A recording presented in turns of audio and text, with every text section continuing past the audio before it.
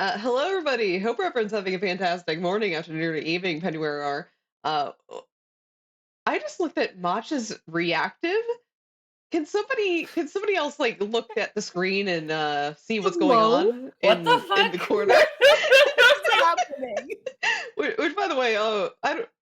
Matcha, are you back? Hello? Hello. What was Hi. that reactive? Oh. What do you mean? Oh, why did you mute again? Wait, I need some answers right here. I forgot that's what I made my muted reactive. It's great. Oh, Oh, it's you're muted. But that doesn't explain what it is.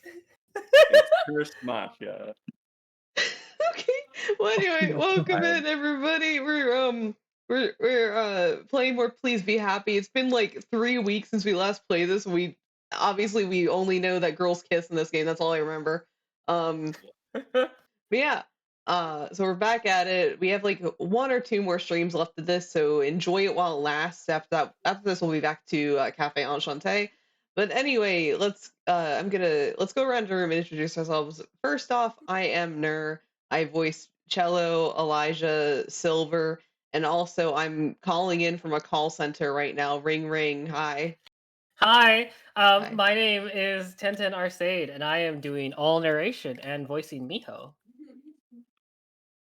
Hi, I'm Matcha, and I voice head Uh-huh. head to Wave Ocean. I voiced Armand, Cyrus, and Lena. Wave Ocean. What? My name is Moji, and I will be voicing Aspen, Pippa, maybe, if she comes back, and Tommy. And I'm Brevi, and I voice Juliet, Gwen, and Mr. Kim if he ever shows up again. I think like most of the characters that we have spoken of right now have been like taken out back and shot because I don't think a lot of them show up again. Oh, bye, bitch. Yeah. So I think like Cello, Pippa, the other kid that Matcha voiced, Mr. Kim, I think they all never appear again. I gave Yeah. Mr. Kim the most obnoxious voice, and it was just too much for him. He Yeah, never showed up it again. killed him. You gave him too much swag. Never. Thanks, nerd. Like, ever heard that meme of like, no, you have too much swag, they'll kill you. That's what happened to Mr. Kim. He had too much. Yeah. All right, welcome in, Scully. Mon, thank you for being first. All we have is kissing in this game, but let's get started with this. All right. The end of October arrives with a brisk morning chill. I take my time waking up, enjoying the comfortable warmth of my bed like always. Outside my window, the leaves and branches shake with the breeze, but they can't reach me in here. From downstairs, the warm smell of coffee and cheese wafts up, promising me refreshments and energy. Something else drifts up too, something even better. The comfortable sound of Aspen and Julia chatting in the dining room. Oh, I thought it was pumpkin spice. Ah, How I long thought it has was it pumpkin been dip. since pumpkin spice? Weeks, at least. at least.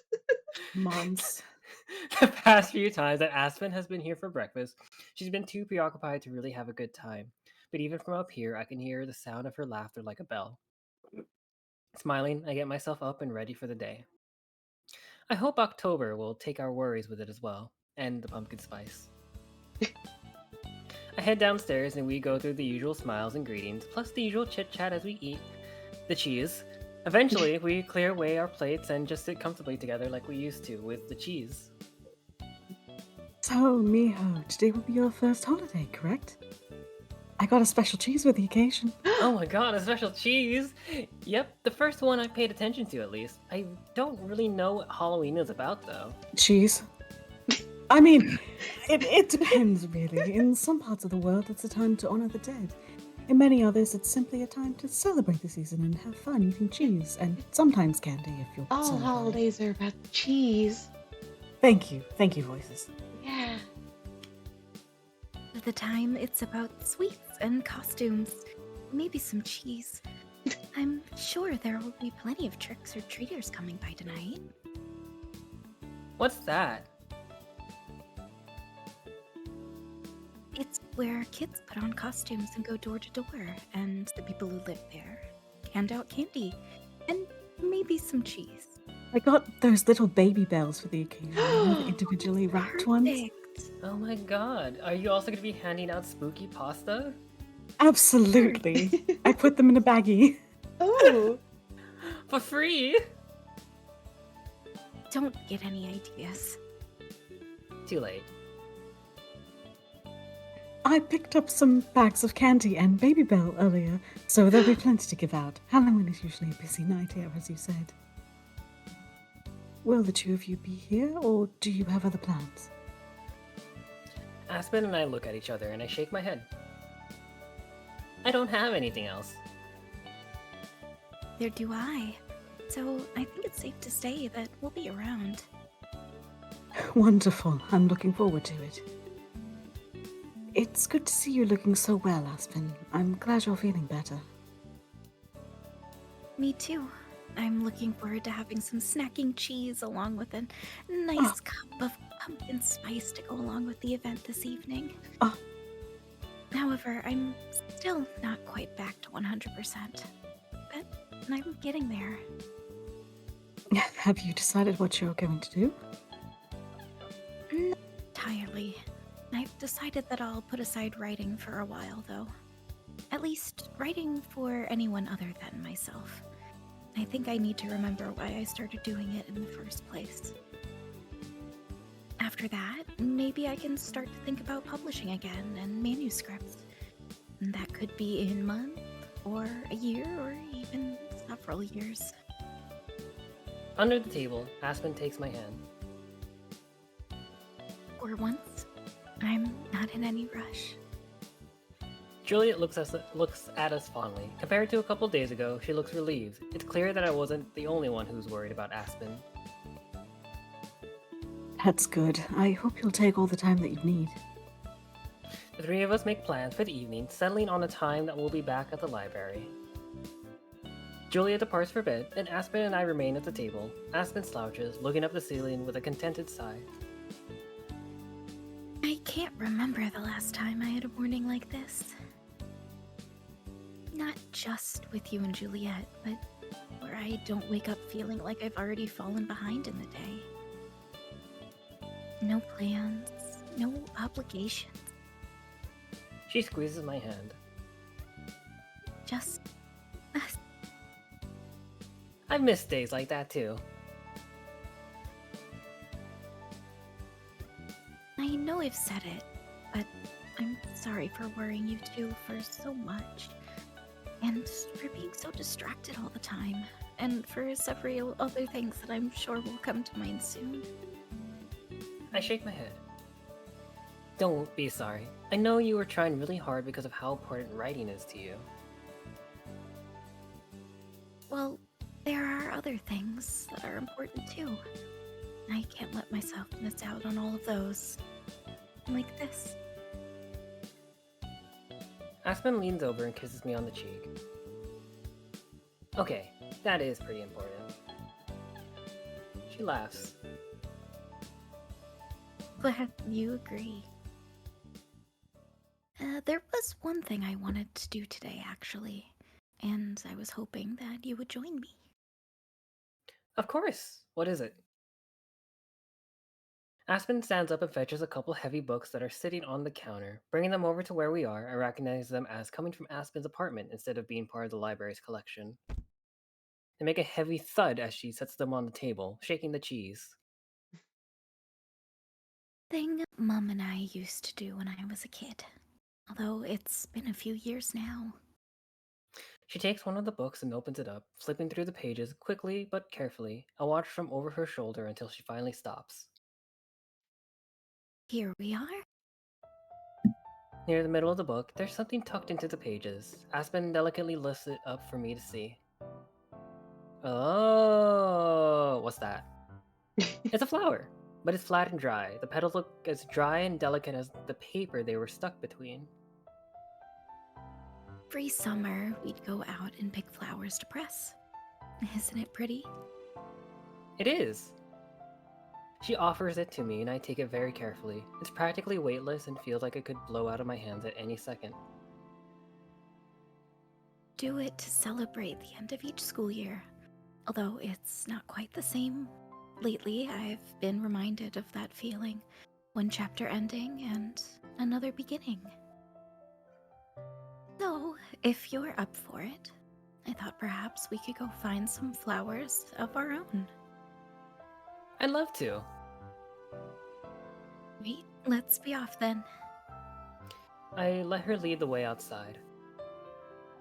We search for a while, looking for any flowers that Aspen thinks will work.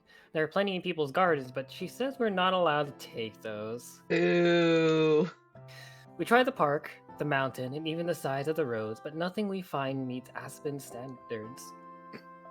Finally, after going around a big chunk of town, we spot a hidden grove near the waterfront that seems perfect. There are several different types of flowers, all in bloom. We walk over and stop just at the edge of the patch.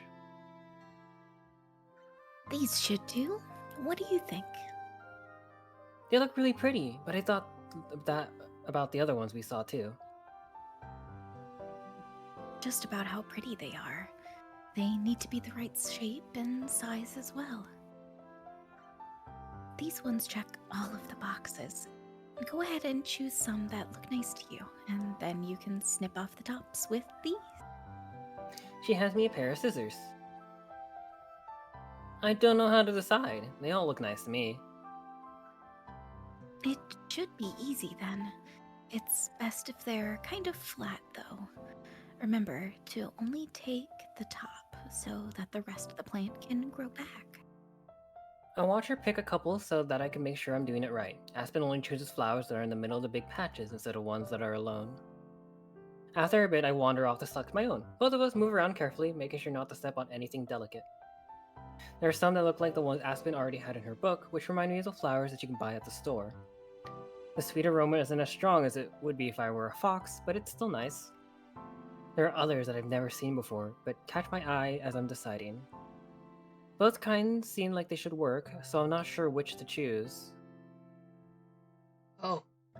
This doesn't really decide anything. Oh. other than Just like- dried flowers in the book. Okay. Do you want to? All right, chat. It's been a while. Shake off that rust. Do we want to Grab a fucking choose the controller. new ones or the familiar ones? Yeah. Yeah. Yeah. Yeah. What kind of flowers? Been the one to fill Kind your of dark flowers. soul Peonies! with light. No, damn it! Nope. God damn it! Not quite the peonies. Oh, Mon. Which flowers we getting? You're getting the marigolds or the peonies? Marigolds or the peonies? New. Okay. The peonies. The marigolds! Good God. I think she's right. They may be marigolds. I may But not I know know. my.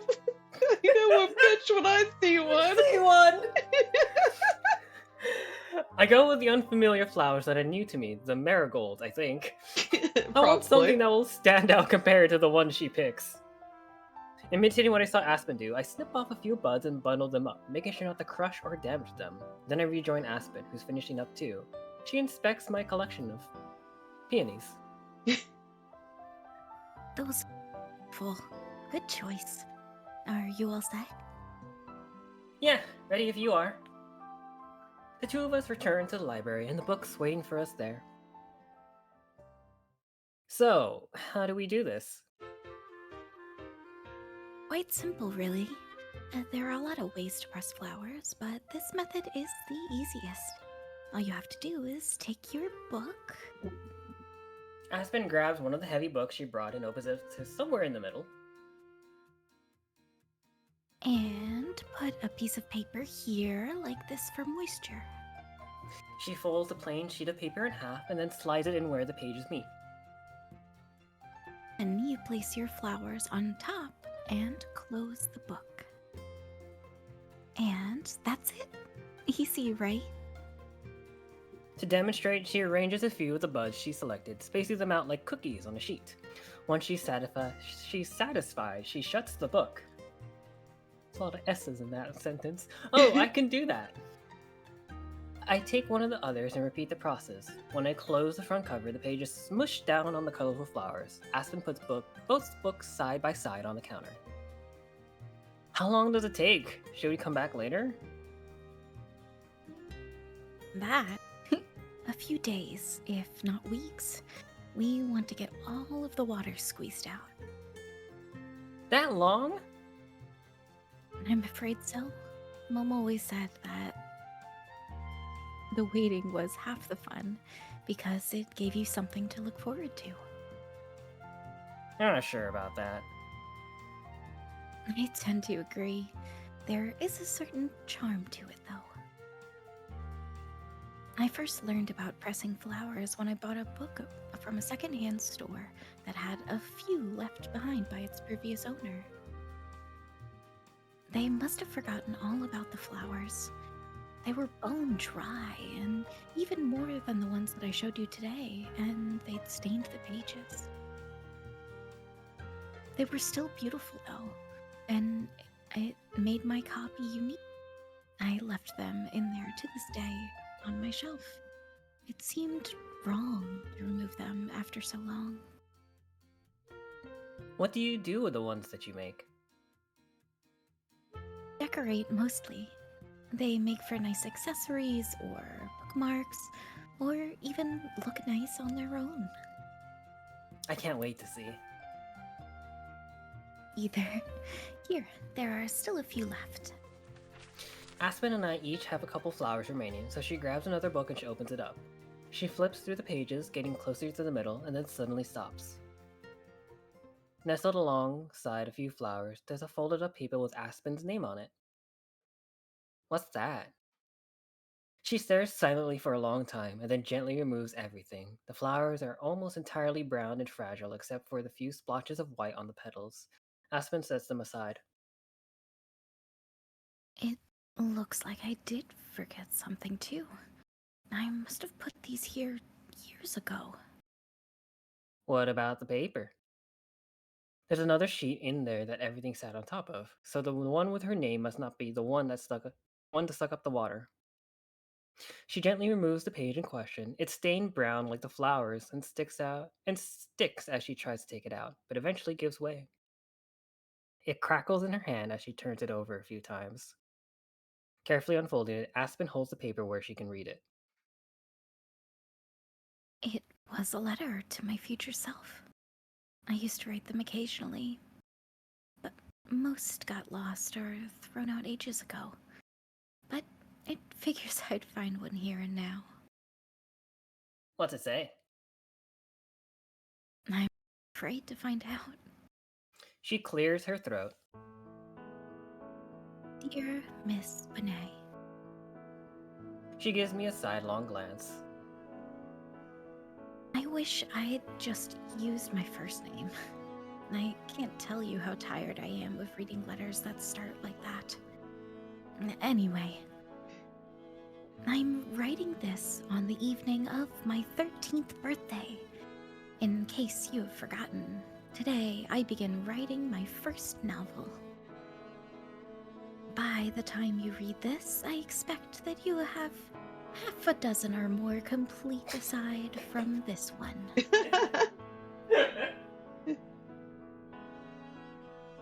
Again, Aspen looks at me. As you can see, I used to be even more obnoxious when it came to writing.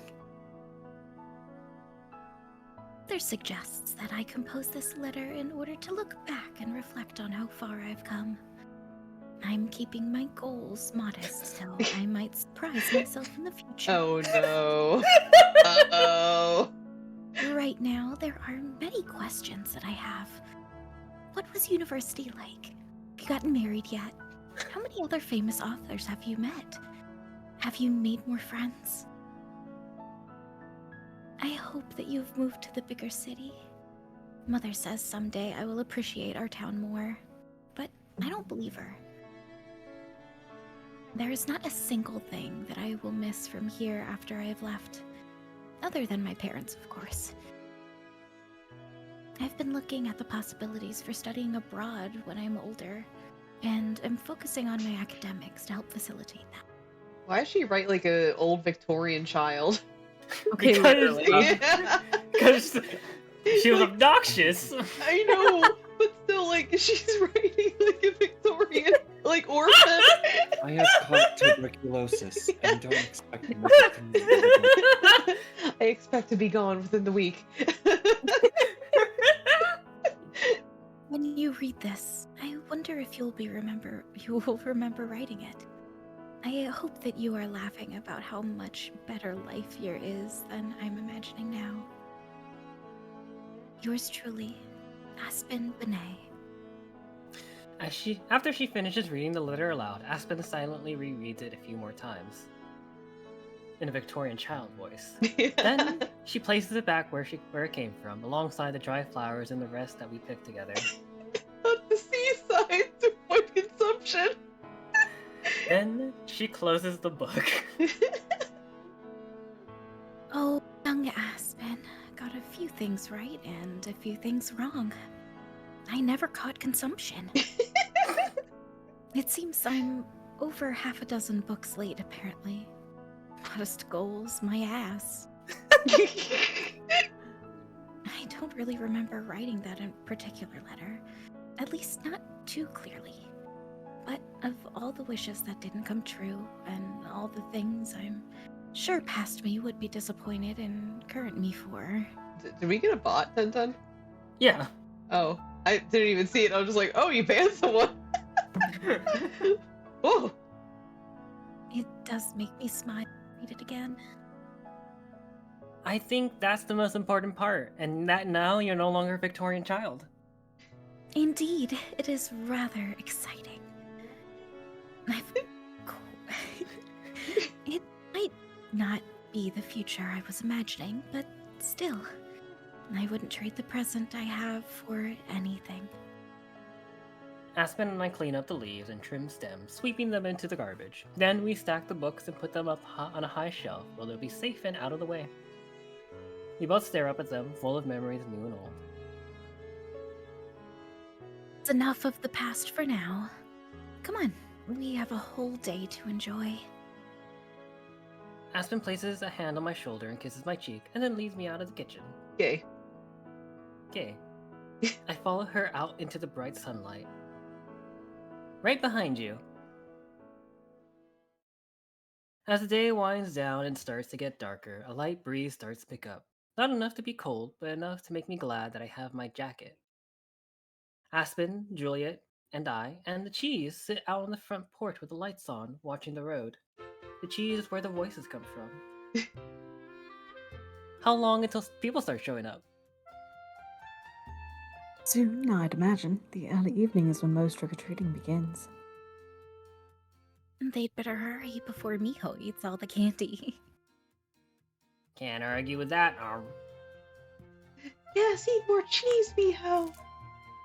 I unwrap another piece of brie cheese and stuff it into my mouth, shoving the wrapper in my pocket with a bunch of others.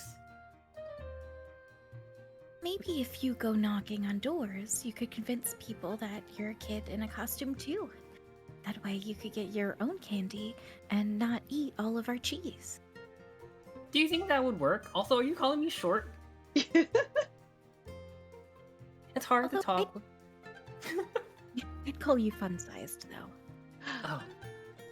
It's hard to talk with my mouth full of brie, chocolate, and caramel. What a mix.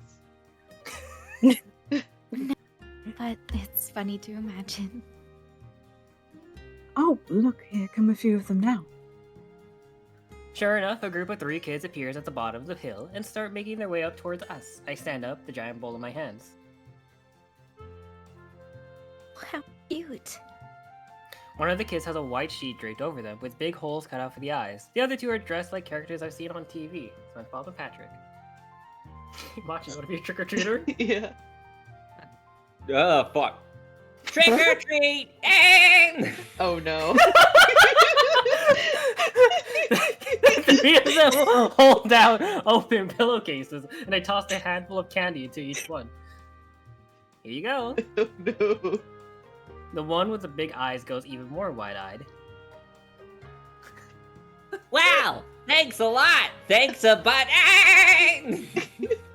Wait, was it? Should I take some back? Just take it back. Aspen swats at me gently. Can't do that.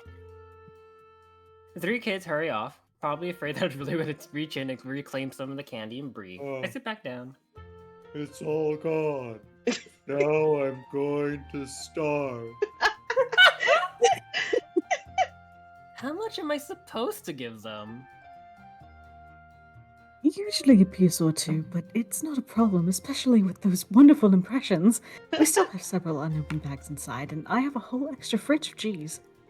Great. I grab another piece of Gouda for myself and munch on it. Oh, that's a good one.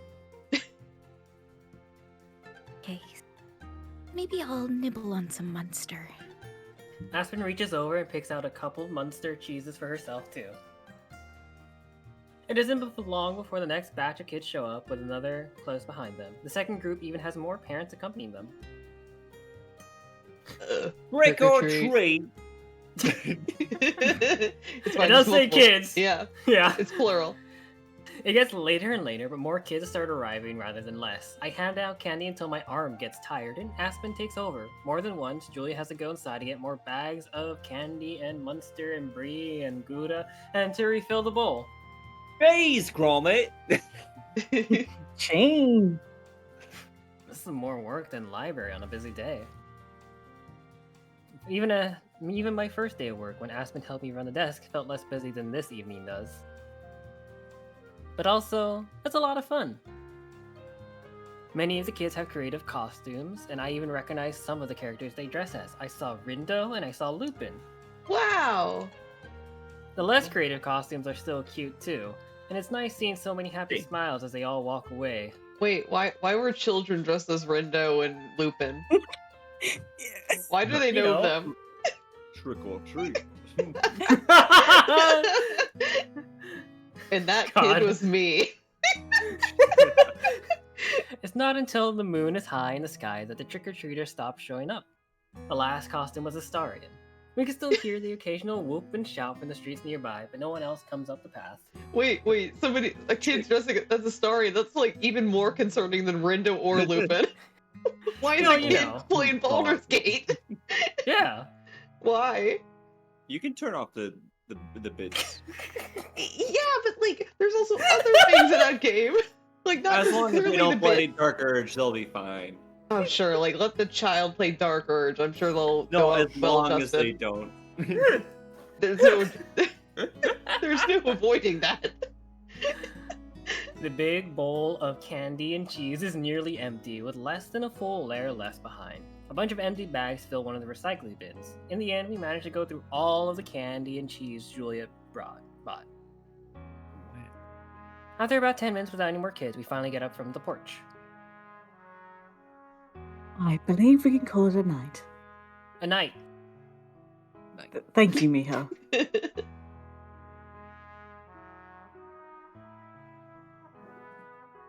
The busiest Halloween I've ever been a part of. Really? I didn't know if that was normal or not.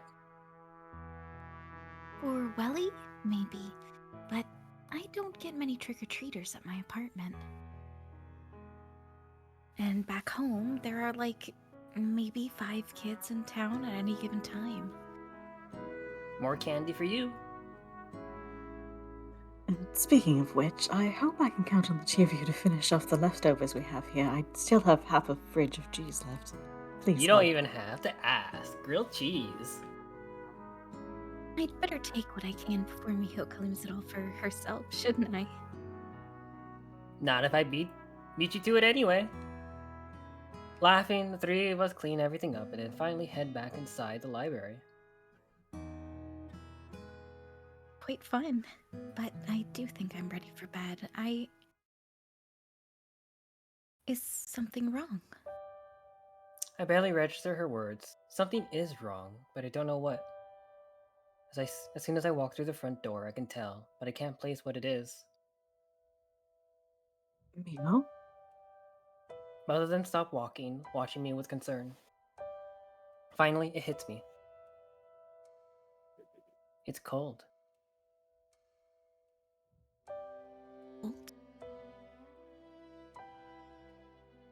It doesn't take me long to spot the source. One of the windows near the shelves, not from Aspen's usual table, is wide open. The curtains flutter with the breeze.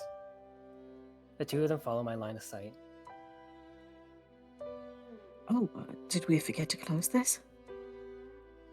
But then that doesn't make sense, does it? Why would we have just opened one of the windows? We wouldn't. That window was definitely shut earlier. Halloween. Maybe some kids snuck in here as a prank. Is anything missing? The three of us look around, inspecting the shelves, front desk, and everything in between. If something's gone, it's not immediately visible. I can't see anything out of the ordinary. Me either. Yeah. Something still doesn't sit right with me. I'm gonna go look upstairs. The other two follow behind me. Juliet goes to check her office, but it appears untouched. Aspen waits at the top of the stairs, watching, waiting. Meanwhile, I go to my room. Grabbing the handle, I push the door open and turn on the lights. I can hardly believe what I see. My window is open too. My bed sheets and pillows are strewn across the floor like someone climbed across the bed. What other possessions I have are also scattered around the room as if a tornado had blown through. Mia, is something amiss? I can hear them both hurrying my way as I remain frozen in the doorway. Behind me, Aspen gasps as she gets a glimpse of my room. Hi. I have a feeling I already know the answer to one of those questions, but not the other. Stepping inside, I mechanically pick up the things and put them back where they belong. Everything is here except for my scroll! That little piece of paper, the only belonging that I really care about, is nowhere to be seen. I check under the bed in every nook and cranny just to be sure, but it's gone. The fact is all the confirmation I need. I'll be back. I push my way past Aspen and Juliet's shocked faces and dash back downstairs. Both Aspen and Juliet shout after me as I barrel out of the library, but I ignore them both. The instant I'm outside, I transform and keep running. There's no question or doubt as to who took my scroll. The question is why. As angry as I could be, I forced myself to stamp that feeling down, at least until I know Silver is the Hedgehog's reasons. The path to Mount Victoria is more crowded than I've ever seen it. Both the roads and sidewalks are full of people, mostly parents with their kids. Oh look, it's Rindo again. Some of them point or cheer as I run past, but I don't give them a second thought. None of them try to stop me or get in the way. By the time I climb the mountain and reach Silver's part of the forest, it's dark. She isn't in any of her usual spots, but I can sense that she isn't far away. Racing through the darkness, I keep my nose near the ground, hot on her trail. Then suddenly, just like last time, I find her. She moves in the darkness, a patch of shadow that's a different color than the rest. Her bead glows as vibrant as ever, illuminating her wrist. It shines on the unfurled paper on her hand. Like always, she waits with her back to me. She has a pair of headphones on. So you came. I thought I had framed Mr. Kim well, but you came straight here. Of course I did. Give me back my scroll. Like oh, I keep my distance, but reach out my hand. She's just a few steps away. Tilting her head, I look up at the starry sky. No, not the sky. The trees. I follow her gaze upwards and realize something. I've been here before. I recognize this tree. It's the one the bird fell from, Errol Ven. That makes me pause. Has she been wondering about all this time? Is this her way of asking? She did follow me all the way home. I soften my voice, but know that it may as well be blunt. It died, you know. They weren't able to save it. Her posture doesn't change, but by the subtle light of her bracelet, I could see her fingers clench the edge of the scroll more tightly. I met the woman who rescued it. She did the same thing that you did. She said the same thing that you did. That's just how nature is. Silence. Gritting my teeth, I try to contain my growing frustration. Normally, I could tolerate her silence, but tonight, instead of just coming to talk like she knows I would, she steals my most beloved possession and makes me chase her out here. All so she can ignore me. Don't you have anything to say? You must have come here for a reason, didn't you? More silence. Not even a breeze disturbs it. Finally, I've had enough. I step forward, snapping a branch beneath my shoes. Hey, answer me, damn it! Stop acting like you don't care about anything. That gets her attention. She looks at me over her shoulder, face hidden except for her eyes, and then faces me. Were you to happen upon another bird, more broken than the first, would you still try and save it? Inferior hedgehog. Of course! Even knowing that your effort is likely to be futile. Yeah, even then. At least there's a chance it would work out. You speak like a human, fighting against the inevitability of death. While we watch the river of life from its shores, you choose to struggle upstream. Why? Why? Because otherwise, it all just passes by. I did what you said and watched from the shores for so long because I didn't even think about joining it. But once I let someone pull me in, I realized I like it more this way. It's hard sometimes. I haven't even been trying that long, but those hard times just help me appreciate the good ones more, or even at all. There's someone I met who was also afraid of getting hurt, and someone else who was just afraid of just passing by. They showed me that those are parts of life too, just like death is for a lot of people. Who cares about living forever if you don't care about being alive? Mortal or not, it's all we have. You and me, my friends, that bird Errol Venn, it's all the same for all of us. I could have run away. I thought about it a million times. It would have been a lot easier than staying. But I did stay, and so now, here I am, all of me. Someone took a chance on me once too. Even if I wouldn't have died, they still saved my life in a way. I thought it would be impossible for someone like me, like you and me, that it wasn't even worth the effort to try and change things. But I was wrong. I'm glad that it was. And so that's why I do the same thing all over again with the bird, because if there's a chance, it's worth trying. Although I don't say it, I can't help but think even talking like this is something relatively new for me, unlike Silver, who talks more like Aspen's old books most of the time.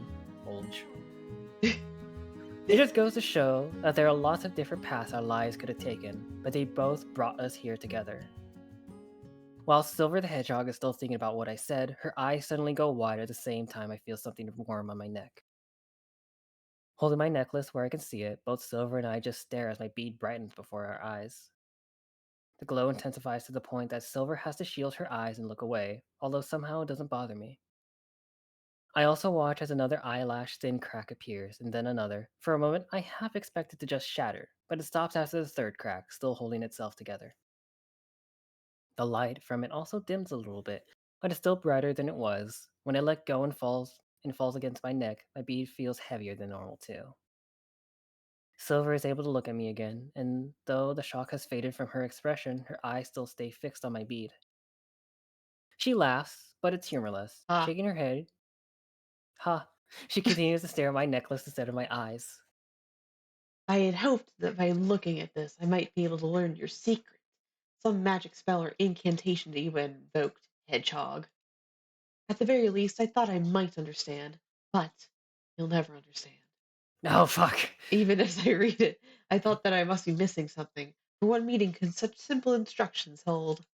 Even as you arrived here, I hoped that perhaps you would reveal some missing part of the puzzle. So golden was your light as I approached your library that I thought it must be someone else. So bright that I could see it clearly, the same color as the person close to you. Now, I don't know if I should be disappointed or not to find there no secret to these words are there. Holding my scroll in front of her face the same way I held my necklace, her eyes glide across the characters. Oh no. Have fun. I have never spoken Korean in my life. Uh, Subu, Subu, Kang Young. Ha ha ha. Please be happy.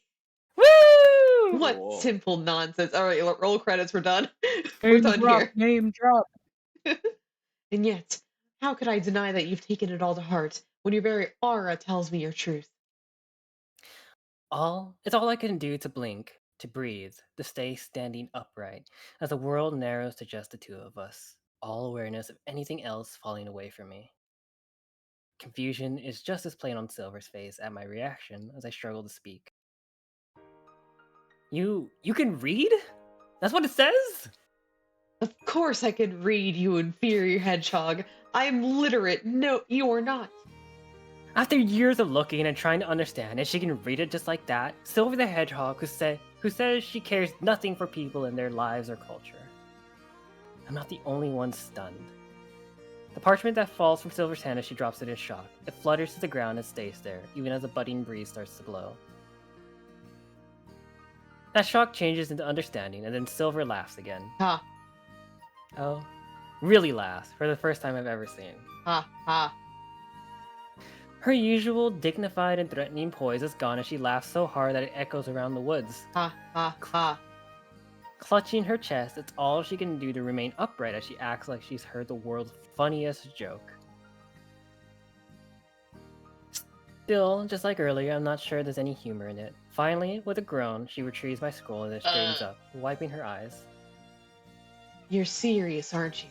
You never knew what it said before now. I'm illiterate. Inferior hedgehog. Damn it. I shake my head. I would call you a liar if you were anyone else. I'll make you eat those words. Faker. You're the fake around here. You've made a fool of me without even trying. Or rather, I've made a fool of myself. I thought your glow was a result of those words, but you achieved that by yourself. Huh. Whatever it is you feel, it's something you've learned on your own, isn't it? You truly believe all the things you said. Maybe not on my own. I had a lot of help along the way. But yeah, I mean it. Every word. I reach out, hand again, take another step forward, then another, and another. I stop just in front of Silver. All she has to do is take the final step forward. I don't demand anything, just reach. She eyes my hand warily, like a stray dog trying to decide if I should trust someone. I'm a hedgehog, you fool! I hold my breath, waiting. With a rustle, she pushes the paper into my hand and then backs away, looking at the ground. Your path is different than mine. We may have more in common than one thought, but I still cannot follow behind you. Though I understand why you walk it, hedgehog. I nod. And I understand why you said no. I hope you change your mind someday. Perhaps, although I do not think we'll meet again. Oh no, Nur has been dropped down to one character. Wait, why not? Are you leaving? Soon. I don't know when. I haven't decided, but I made up my mind before I even visited your little library. Oh, You're disappointed. I am. You're the first other Gumiho I've ever known. You're like family, I guess. Didn't you call us sisters before? Silver blushes, averting her eyes. Perhaps. Then that's what we are. That simple, is it? Yes, Hedgehog. It really is. Silver shakes her head and looks around, regaining a bit of her standoffish composure. That is about the time when she typically transform and run away. At least tell me before you leave, okay? Whenever it is. She hesitates, but then agrees. Fine. Goodbye, Miho. Bye, Silver the Hedgehog.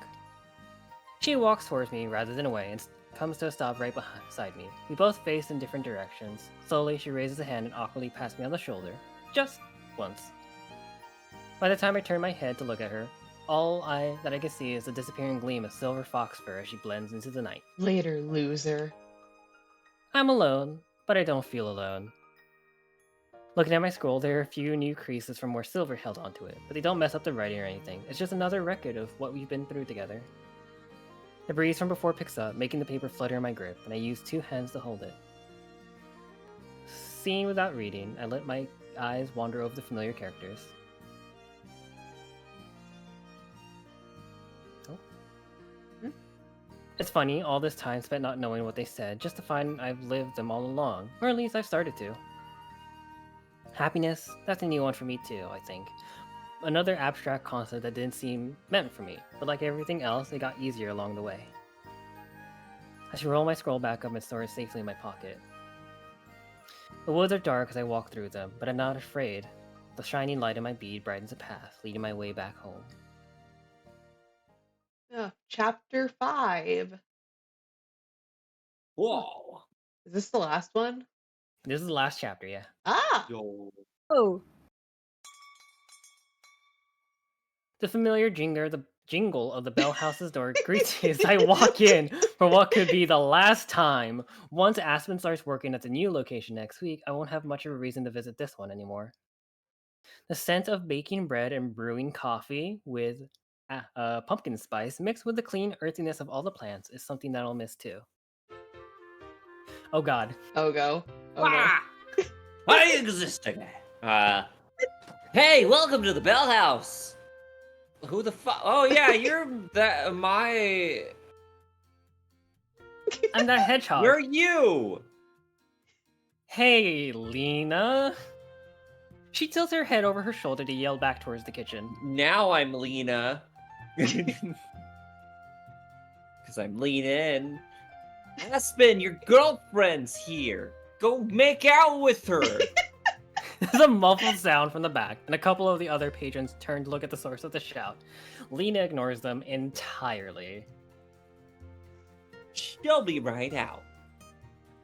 Thanks. Lena will also be moving over to the new location when it opens. Oh god. Oh, no. Aspen told me she got to pick which staff member she wanted to invite to the new store. But she doesn't want Lena to know that. She'd never live it down. Since there's no one else in line, I lean against the counter to talk with Lena while I wait for Aspen.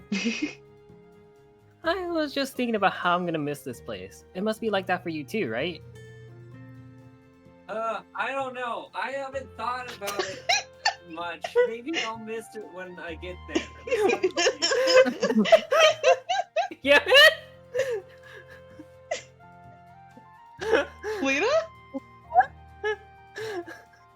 Wait, Lena? Let's start on that when I'm still got another week here.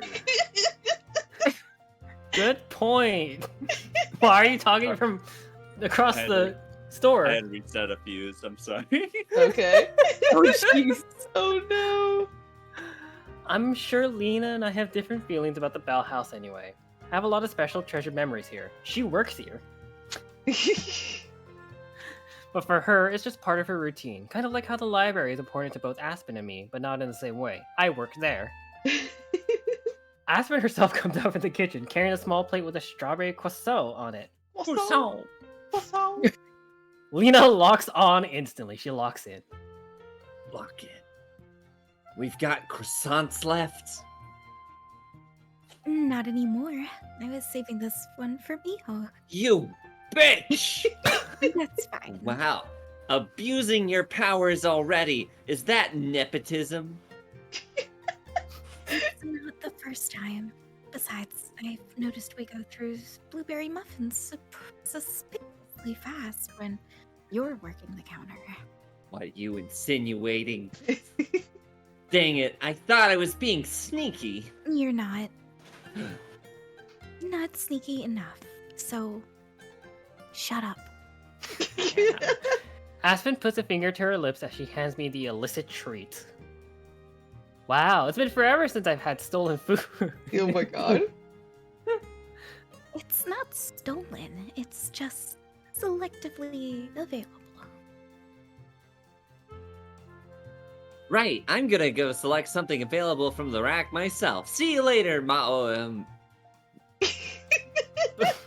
Bye, Lena. Sure enough, she plucks a muffin from the display case on her way to the back of the store. I take a bite of my croissant, getting strawberries and cream all over my hand. It's as messy as it is delicious. Aspen reaches up to wipe away a dollop of cream from my nose. Let's sit down. I'll bring you something to drink. What would you like? Oh, it's okay. You don't have to do that. I want to, though. What'll you have? Well, another foxtail latte, please. Of course. I don't even have to ask. But you did. It is my drink, after all. Yes, I'm well aware. And I'll have it right out. I carry my croissant to the favorite seat by the window and sit down. Oh, God. Is there cheese nearby? Shit. Enjoying the familiar view. It's changed a bit since I first sat down here half a year ago, but it's still mostly the same on the outside. With only a couple weeks left until the new year, people bustle about outside, trying to make the best of what's left of this one. Girl, it's almost the... Oh, wait, never mind. It's like summertime. It's New Zealand. Yeah. I was about to be like, man, button up. But nope. I think I've begun to understand why it's important to people. Why it's worth numbering the years when you'll only get to see so many of them. I spot Aspen approaching, carrying a drink in each hand, and move my plate out of the way to make room for her as she sits down. Here you are, a foxtail latte, for its namesake. Thanks! It's delicious. I haven't even drank it yet. You haven't even tried it yet. Oh. So, I don't need to. I just know. It has been a hit with the customers too, I must say. More than any other beverage I've created. Clearly, I have my wonderful muse to thank for that. You've left a mark on this place too. That's why I get the free forever, right? Or as long as I'm working here, at least. You know, maybe Lena was a little bit right about me abusing my powers. I won't tell her you said that. Good. There's a growing list of things not to tell Lena. Aspen takes a sip of her own drink and looks impressed. That is good. She removes the lid to let it cool, which isn't something I've seen her do before. What are you doing after this? I am only on a 5, by the way. That's fine. I'll probably just head back to the library. I don't have much else to do today. I'm jealous. Why? What about you? I'm only working half my shift here today. After lunch, I'm going to the new store to help Regina with some final inspections and then doing interviews for the new hires. It's a lot. You're doing all of that in one day? There aren't that many days left. We should have been done with hiring already, but one person changed his mind last minute, so now... She trails off and ends with a sigh, a combination I know all too well. The sound of capitalism. Yep. Well, I could go on, but I won't. Would have thought that opening a brand new restaurant would be so much work. About everyone. Although she laughs, I can't help but be a little concerned. Although it's been over a month since Aspen decided to take a break from writing, it's still way too soon for her to be overworking herself again. Are you sure you're gonna be alright? I mean, you're going to be this busy until it opens, right? If busier, yes. It will be fun, but I'll manage. I heard that one before, you know. I know. I mean it though. Really. The soft opening is in 10 days. Even after that, there'll be plenty to do. Maybe more than there is now. But eventually, things will settle down. And I don't have to sell my soul in the process, too. That's the big difference. I can handle being tired. It was the dread and anxiety that I couldn't take. Compared to before, there's something different in the way Aspen speaks. When she would talk about her writing and how she felt, it was obvious that she didn't even believe the words she was saying. But now, I could tell from the light in her eyes that she means it. Okay. You're pretty determined, huh? I am. It felt good to make up my mind about something. I want to give it my very best so that I can feel good when I look back on it too. Besides, I'd say that growing the new Bell House into Wellington's most popular cafe would be a more adequate way to be. But I'll settle for it being a hidden gem too. As long as you're selling strawberry croissants and foxtail lattes, I don't see how it could be anything else. Hopefully, word of mouth from the first few days will be very important. If we fail to make a good first impression, then it could be hard to recover. You're worrying too much. Everyone already loves the Bell House. I'm sure they'll love yours too. Me? Worry too much? No way. Just like me, for real, for real.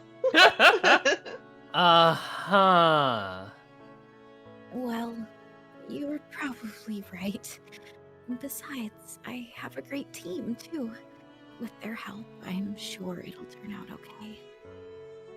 That's more like it. You and Lena are gonna do great. Right, Lena? I can't let her show me up after all, especially as the store manager. Right. Oh, God, I'm starting to sound like her. That's another one for the list, right? Naturally. Speaking of Lena, I need to get back to work. I'm busy this afternoon, but I'm free tomorrow after work. I'm always free when you are. It's a date then. We say goodbye with a kiss like usual before Aspen has to leave. I finish up the last couple bites of my croissant on my own, watching out the window. At one point, even the Bell House wasn't here. I don't know what was, but it's hard for me to picture it as anything else. At one point, it was just someone's dream, an idea or half-formed concept. It took a lot to turn that into a little restaurant that I know and love today. For the new Bell House, Aspen will be responsible for the start of its story, for making it more than just a dream. I have a lot of faith in her, though. Aspen's great at stories. Seeing her enthusiasm and determination return is such a relief. Her path forward is clear, at least for now. I'm glad for her. I really am. Still, I can't help but wish I had something like that for myself, too. A goal to work towards, or a dream to fulfill. At first, Juliet let me work at the library so I could have some structure in my everyday life, and to get more used to being around other people. But that's not something I need as much anymore. I don't mind my job, but the fact that I'm here right now and come and go whenever I feel like it kind of proves that what I do there isn't 100% necessary. Still, it's home, as a place to go back to while I figure out what's next. So, after cleaning up my trash and finishing my drink, that's exactly what I do. At breakfast, Juliet and I sit at the table and she prepares a place for 3 people like usual and puts the cheese where it can see us. Hi. Oh, I forgot to tell you, Aspen won't be here today. Oh, I see. Is everything all right? Also, I forgot to tell you the cheese has evolved a bit. It's talking. We I miss can tell. Aspen. Oh, I miss Aspen too, little cheese. Yeah, she's just busy. She said she doesn't know how often she'll be able to come by until the new Bell House opens. I understand. She must have a lot of responsibilities to take care of right now. Will she be selling cheese? Yes. Will she be selling cheese? I'm very curious. Yeah, she'll be selling cheese and croissants. Oh, Yay! wonderful. I was worried about how much work she has to do. I still am, but she's pretty confident in herself, so maybe it'll be okay. It's only natural that you'd be concerned. You care about her a lot. I'm sure she's glad that you worry about her, even when she tells you not to. I have faith in her too. When Aspen puts her mind to something, she's unstoppable. Yeah. Yeah, little cheese. One of my earliest memories with her came from her first visit to the library, where she was even where she was trying to find a certain book on the shelves. It was Twilight. It was Twilight. It was, Oh. yes. Only it wasn't there because I was definitely not reading it at the time. And I definitely, absolutely didn't have it in my room. It's her favorite book, Miho. Shush, shush. She asked if she could borrow it. I don't want it. I never had it. Promising to return it the next day if I so had it, which I didn't. That's why Juliet became a vampire, Miho. You're mixing up my lore. Please stop. I told her that she could take more time with it, but she stayed up all night reading and brought it back like she promised. It wasn't a short book by any means either. It droned on and on. Or so I've heard from She read people that have read it. Who's not me. They both read the whole series. I imagine she's treating Henry Roy with similar focus and determination, which is why I'm sure she'll succeed in the end. Yeah, you're right, Twilight Reader. I can't spend all my time Mio! worrying about her. I have to trust her to live her life too. There's no need to be rude. Even though I said that last time, I understand it better this time. Especially the cheese. That's good about the cheese. It can be difficult. It can be a difficult lesson to learn. That's for sure. Juliet laughs, and then we start to eat. Better I hold grab on a piece tight, of the spider cheese. monkey. Oh, shut up. You know what? I'm eating the cheese. No! You know what? That's fine, Miho. Go ahead. No! It is a little quiet without Aspen or even the sound of her silverware, especially since for Juliet, having a meal is entirely symbolic anyway.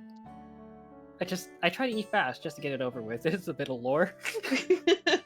Oh, by the way, When we finish and clean up, Juliet lingers around the kitchen for a bit in a way that means she has something to say. Sure enough, once everything else is done and the cheese has been eaten, she clears her throat. Miho, there's something I wanted to ask you. Sure, what's up? Earlier this morning, I saw that I'd received a reply to a message that I'd never expected to be answered. A couple months ago, I managed to find someone online that I thought might be related to your friend, Jong-in, and reached out to confirm. They never got back to me, and so I didn't mention it to you. But then today, she finally responded and said that, yes, they are distant relatives. She said that if you'd like to talk with her, she'd be happy to tell you a bit about Jong-in, or at least what she knows. Is that something you'd like to do? Oh, wow. I guess you wouldn't be shocked that I never even thought about them maybe having a family. I thought that might be the case. You're welcome to think about it and get back to me later.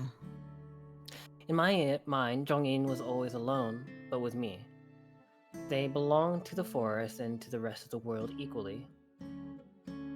But it makes sense that they weren't really alone, that they had people who loved them too. It hits me that there's so much I don't know about Jong-in. Really, I barely know anything. Every minute shared with me only represented a very small part of their life.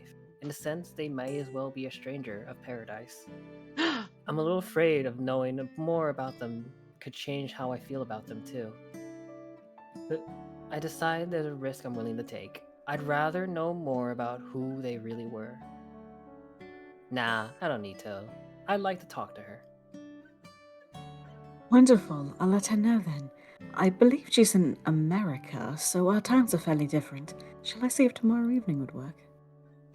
Sure, that sounds good. Thanks, and thanks for tracking her down and messaging her in the first place.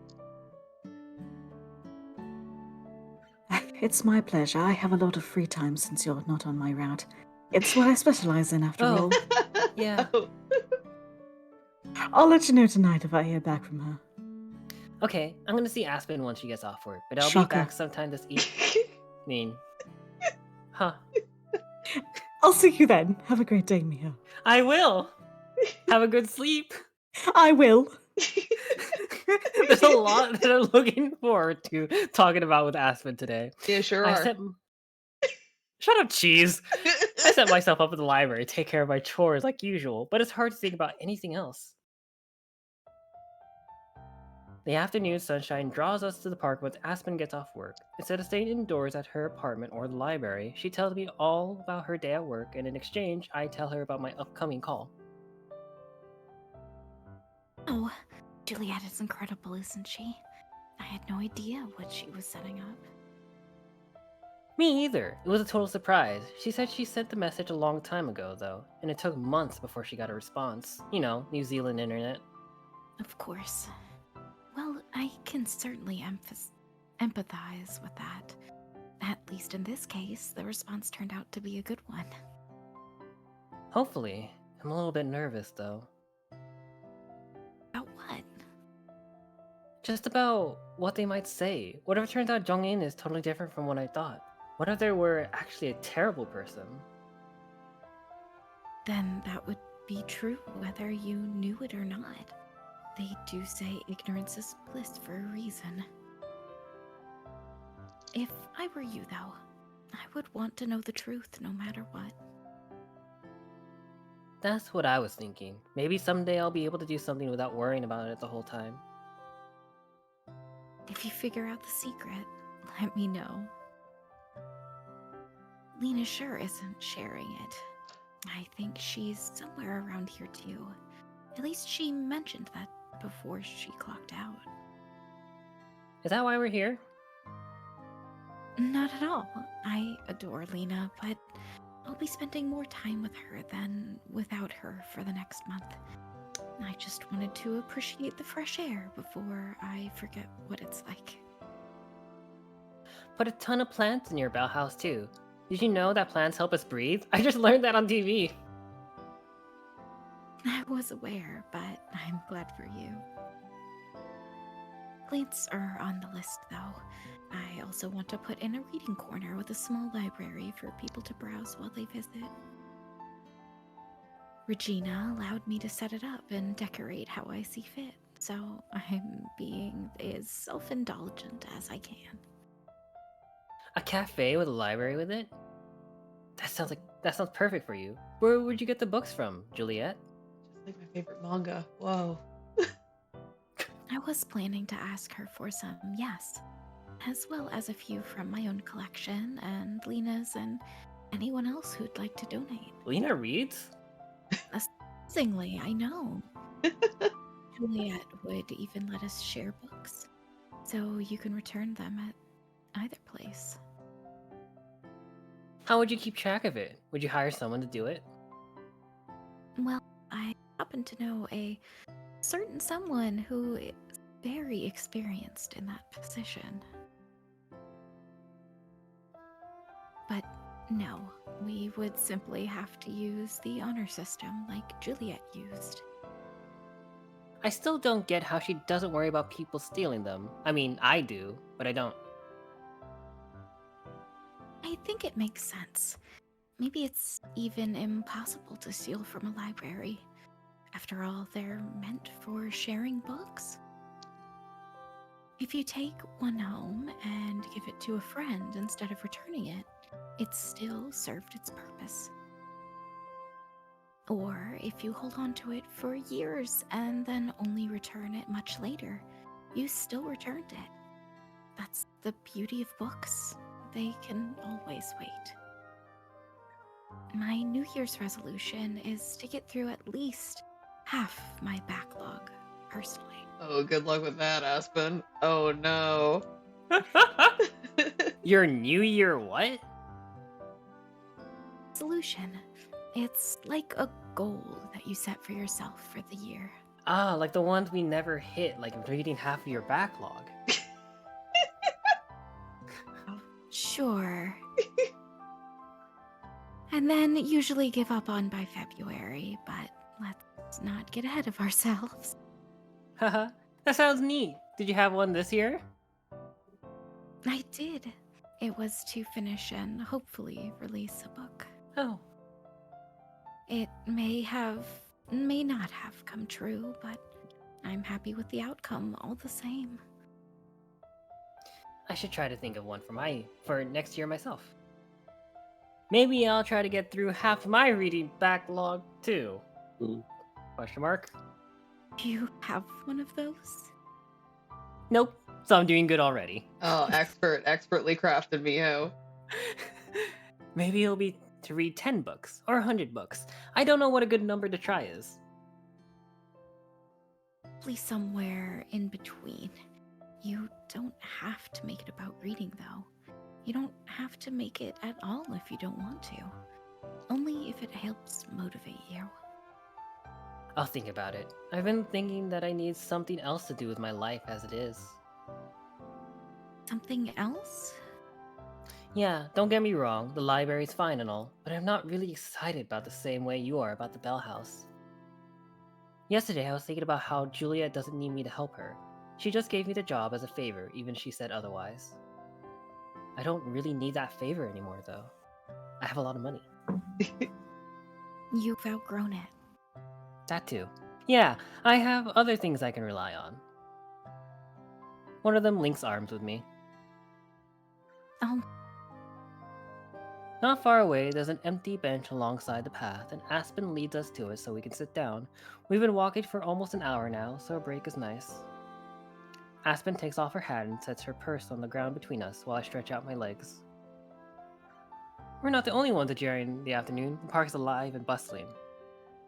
Bikers, joggers, dog walkers, and skaters all dodge around each other, plus the regular pedestrian like Aspen and me. Some of the dogs even run around off their leashes, ditching the road entirely. People are playing all kinds of sports too, and I can even tell the difference between some of them by now. I'm still a bit confused on what football is, though.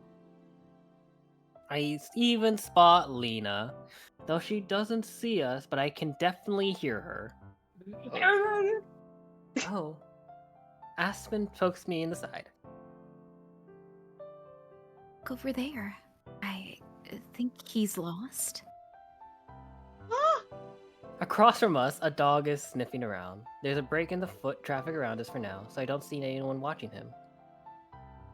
His owner probably around here somewhere. Maybe he ran ahead of them?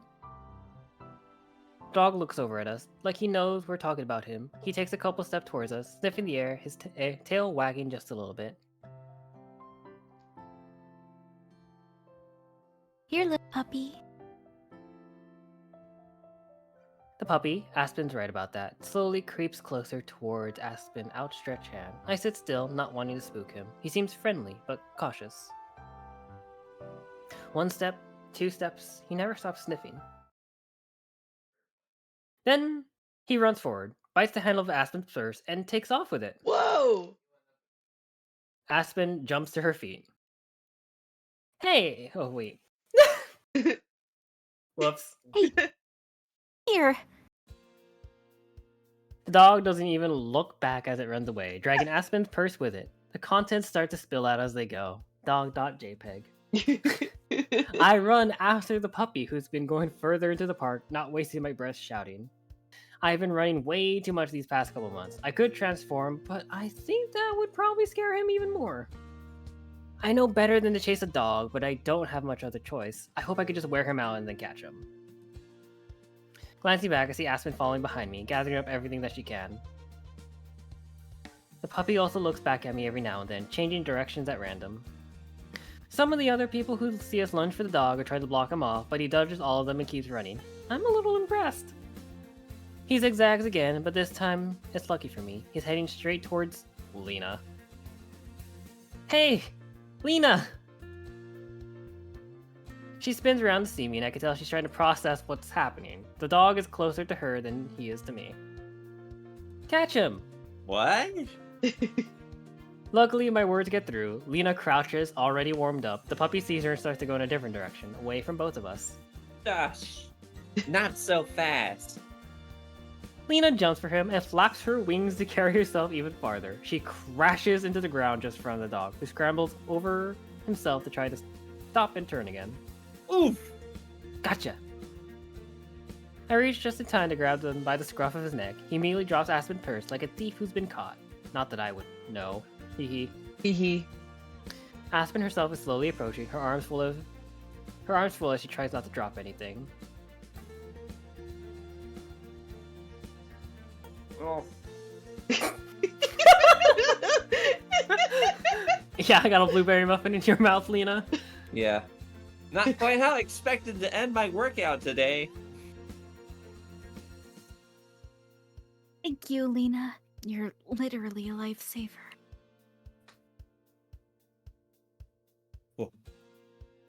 Whoa! Aspen said literally. That means it's serious.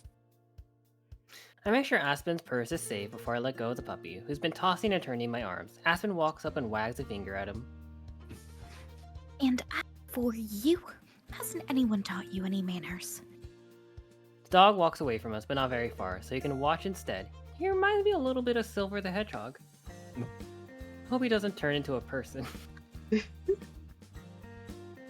I've seen that dog. Wait, it's that dog. I've seen that dog around here before.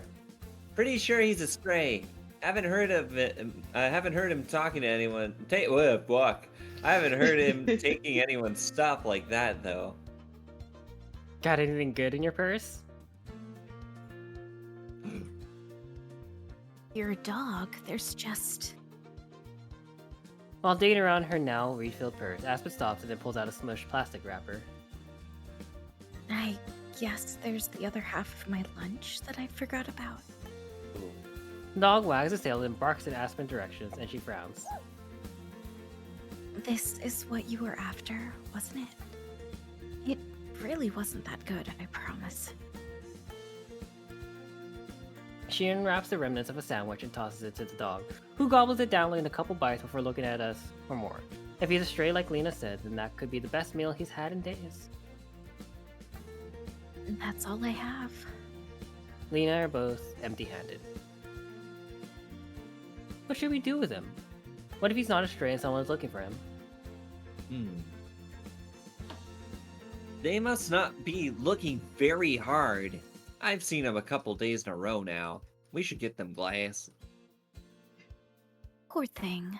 He seems so friendly when he isn't running off with my things. I stoop down and try to pet him, and he lets me. He even licks my hand a couple times. Maybe we could take him back to the library with us. Julia might know what to do. Well, she is known for helping strays. Hey, Wow. Whoa. I'm not sure how we'd get him back there, though. I can carry him. He doesn't look too heavy. Whoa, what was that? Mystery. Yeah, why not? If you'll let me pick him up at least. Just please be careful. I'll be happy. No. I Roll will. Credits. Roll credit. I crouch down and approach him slowly, keeping my hand out for him to sniff. I also try to wag my own tail to help reassure him. Instead of running away, he just flops onto his back, asking for a belly rub. I do that with one hand while I slide the other beneath him. He's so lean that I can see his ribs. Then, I scoop him up. He woofs in surprise, but doesn't try to escape. Once I get him situated, he's pretty calm. Ha. Get scooped, idiot. That wasn't so bad. I get scooped, idiot. Both Aspen and Lena crowd in to pet him now that he can't get away. He sits there and takes it all in stride. Okay, he's not that heavy, but let's get going anyway. Alright, I'll text Juliet so that she isn't totally blindsided when we get there. See you tomorrow, Lena. Later, boss. Later, mijo. Later, dog. Still leaning against my shoulder, the dog doesn't mind when Aspen moves his paw to wave goodbye to Lena. Whoa. Although the dog starts to squirm at some point, I manage to carry him all the way home. He sheds and definitely smells like a stray dog, but I don't mind it too much. He can't help it after all. I used to smell like that. Aspen also holds him a couple times. For some reason, he's more antsy with her than with me, so her turns don't last as long. We arrive at the library. Juliet's waiting just inside. We bring dog.jpg. Oh my, isn't he precious? The puppy thumps his tail against my chest as Juliet comes over to pet him. People just can't stop themselves from doing that, I guess. Let's take him upstairs. I don't want to send him down in with the last very fast few library patrons in all the books. Other than his initial chase, he's been pretty calm, but that could have changed once he's recharged. We go into my room where I finally put the dog on the floor. He starts sniffing around immediately, although there isn't that much to sniff. I'll watch for any signs of trouble, but he's good. Like him a lot more when he isn't robbing me. He just didn't know how to ask politely. There's a half-full glass of water on my desk, and I set it down on the ground so the dog can drink some. He slurps up as much as he can, the glass too big for his tongue to reach all of it. I'll go fetch a bowl of water and see if we've anything to eat anything that would be safe for him to eat, and then we can talk about what to do with him. Aspen sits down on my bed, but I sit on the floor and the dog walks over to sniff me. Seems he's already taken a liking to you. His fur is stiff and coarse, and he's bony. He can't be that old, which makes me think he must have been spent most of his short life as a stray. Julia returns soon, setting the water and also a bowl with some banana slices, bread, and a slice of cheese. Cheese mention! Pew, pew, Give pew. it job. Cheese. It's not the healthiest meal, but it should keep his belly full for a little bit, and I have the most important ingredient here. Yeah. Cheese. Cheese. Dog digs in like he didn't just eat half a sandwich earlier. The bowl slides across the floor from the force of his munching, and then he smacks his lip while he tries to chew the banana. Is it okay if he stays here for a while? I'll take care of him. Even if it's just until we find his real owner, if he has one. I don't want to just kick him back out. Oh, heavens, I wouldn't dream of just tossing him back out on the street. But taking care of a pet, even for a couple days, is a lot of work. Are you sure? I'm sure. Whatever it is, I'll do it. I've only had this puppy around for a couple of hours, but I already know that I don't want anything bad to happen to him. Scrounging for food, stealing, not anywhere, having anywhere to go back to, they're all things I can relate to, especially the stealing. I don't see why not then. I'll keep an eye out as well for anyone who may be searching for a lost dog like him. Thanks. I don't think he has any people, though. I think he's all on his own. You may be right. Still, we should do our best to make sure. Right. I'll look out for any posters and missing signs. After he finishes his meal, the dog flops down by me. He stares at me, but doesn't move, instead fighting to keep his eyes open. Now that he's eating more, he does seem totally exhausted. In doggy paradise right now after spending a few days in the park. I know I sure would be. I look up at Juliet, smiling. Yeah, I think he'll like staying here. When I wake up, the dog is already awake and staring at me from the floor, ready to go. The two of us go downstairs and join Juliet for breakfast, where she's prepared another bowl of fruit and bread and cheese for the dog. Cheese. He eats it, but even if he's only going to be here for a couple of days, he'll need more than people food. I think I'm gonna go buy some dog food for him. I can get that at most stores, right? Yes, it shouldn't be too difficult to find. I check my wallet. I have plenty of money since Julia pays me for my library work, but there's hardly ever anything I need to buy for myself. This will be a good use as any. Do you mind watching him while I go? Not at all. Thanks. I kneel down and pet the dog's head. I've already learned one of his favorite spots, right at the base of his ears, and I give him a good scratch. Well, Keep on pressing the wrong fucking buttons on my mouse. okay, stay here with Juliet, alright? And the cheese. I really am turning the Aspen with how much I talk to the dog. Although he stays put for a moment, he follows me to the front door before I can leave. I gently push him back with my foot. No, he can't come with me. The dog paws at my leg, looking at me expectantly. Once more, I let him outside to relieve himself, but even after he finishes that, he won't go back into the library without me. You're not gonna take no for an answer, are you? Sighing, I accept my fate. I let Juliet know about the change of plans, and then the dog and I just start walking. He stays near me, sometimes going off the path to sniff something, but he always returns. Every time he starts to walk away, I feel a tinge of worry that he won't come back. But that possibility is just something that I have to accept. Even if some details of my past have gotten hazy for me, I can still clearly remember how it feels to need to run and escape. If the dog decides that's what he needs to do, then it's not my place to stop him. Still, I'm relieved every time he stops sniffing and returns to my side. Eventually, we get into town and I find a pet store. There's a sign on the window saying that dogs are allowed inside, which is what I'm hoping for. A bell rings as we walk in, and although it doesn't sound as pretty as the one at the Bell House, I wander around until I find the dog food section. There are more choices than I thought. Big bags, small bags, red bag, blue bags. I'm not sure which one to pick. The dog sniffs each of them in turn. I watch to see if one gets his interest more than the others, but it doesn't seem like he's picky. I try to find the one that has the most similar looking dog on the front. Guess I'll go with this one. On the way to the front, the dog veers off down another aisle, and I follow him to see what he got his attention. We found the toy aisle. Of course it's the toy aisle. Just like the food section, there are dozens on display. He sniffs them all even more furiously than the kibble. There's a small basket of plastic toys on the ground, and he pulls out one of his mouth. It looks like a cartoon squirrel, and his tail squeaks when he bites it. He gives it a good shake, getting a few more squeaks in the process. His tail wags even faster than his head, and he looks up at me eagerly.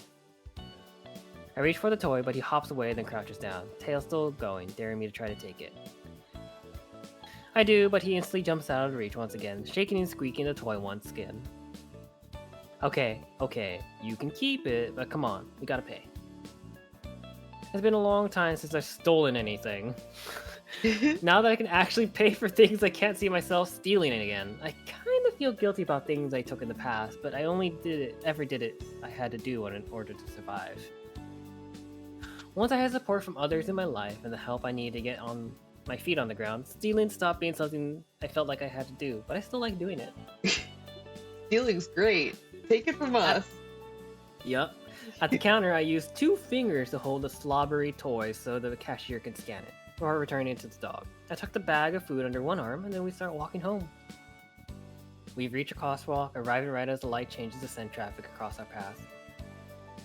I come to a halt while I wait, switching with the arm I use to carry the bag since it's getting sore. Puppy doesn't stop with me. Instead, he doesn't even look at heck as he runs out onto the road, eager to get back to the library. Oh, The car No! horn blares as it barrels towards us down the road, too close to be able to brake in time. No! I feel like I'm moving in slow motion as I drop the bag of food and dash out into the road, despite knowing how dumb that is. I grab the dog as I sprint by, barely hauling ourselves out of the way of the passing car. The driver understandably gives me a rude gesture as he goes by. That dog, meanwhile, looks at me as if offended by the rough treatment, with my hand still holding them tightly. You dummy, you could have died right there! The squirrel toy in his mouth squeaks as he squirms in my grasp. This is way too close for comfort. If I had been just one step farther away, it would have been too late to rescue the dog. I probably would have gotten hit myself for my troubles, too. Behind us, across the street, the bag of food lies on its side, some kibble strewn across the road from the spot where it tore when I dropped it.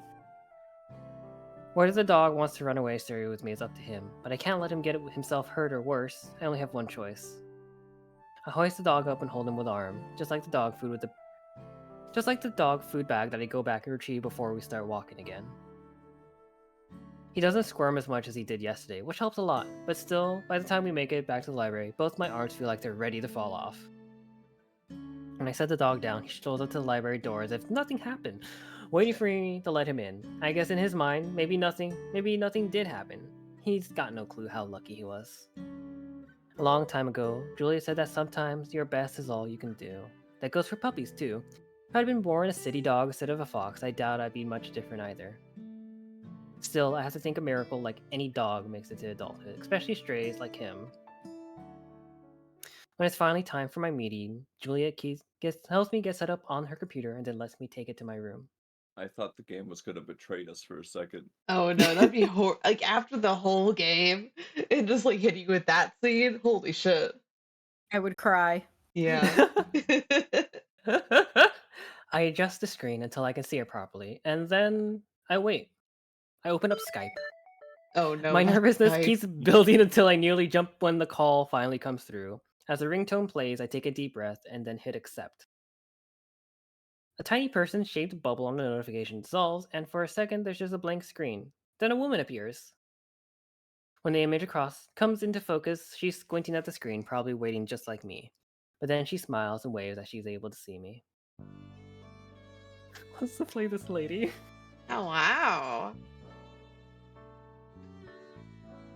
Hi, I'm Miho. Nice to meet you. Thanks for talking to me. I'm Minsu, no problem. Gotta say, I was shocked when I got your friend's email at first. I thought it was going to turn out to be some kind of scam and eventually she'd ask for money. I'm still a bit confused though. So you were friends with my ancestor? Sort of. I met them when I was really young. I was just a regular fox back then. Wait, a fox? Oh, like with 4 legs and pointy ears? That is what a fox is, yeah? Yeah, after I met Jong-in, I turned into the person I am today. Wow, but that was a long time ago, huh? But you look even younger than me. That's just not fair. Trust me, it has its downsides. Both of us laugh, and I can't help but believe that she already feels easy to talk to. That explains a lot, at least. So, Zhongyin, you're the second person to ask me about them this year, you know. That's 2 times more than most years. Who was the first? These guys at some archaeological society who were putting on an expedition. They wanted permission to display some of their old work. Are you the only family they have? The only one who can use a computer, at least. The only person I don't know any of the history is because I had to. Should I just tell you everything I know and then you can ask me any questions? No promises I'll be able to answer them, though. Sure, that works for me. Let's see. Well, I'm not related to them by blood, for one thing. They didn't have any kids of their own. But they got married and they and their wife adopted several children. I'm related to one of those kids. Gay. They were part of the Yongbun class, a nobile and a scholar. But rather than be stuck at home suffering through court life, they hid their identity and snuck away to travel the world instead. Minso speaks with a practiced tone, like she's given this speech a few times. Still, I listen with rapt attention, memorizing every detail. They spent years on the go, seeing everything they could before finally coming back home to Korea and settle down and start a family, a big, gay, happy family. While they were away, they kept a journal and wrote letters back to their beloved. Although calligraphy was something they were taught from a young age, they began practicing as an artist during their travels. Sometimes letters they sent would include paintings of the things they'd seen, or they include little drawings in their journal. Something else they started to do was give note to the people they met on their journey, with little message of appreciation or wishes. My husband always says they remind him of fortune cookies. Oh, I actually have one of those scrolls myself. I don't know if you have to read Korean again, that'll be really funny. Oh no. I brought my scroll down from my room just in case it came up like this. I earned Furler for the first time since Halloween. Please be happy. I turn the scroll around and hold it up to the camera so Min-sol can see. She leans in again, looking close.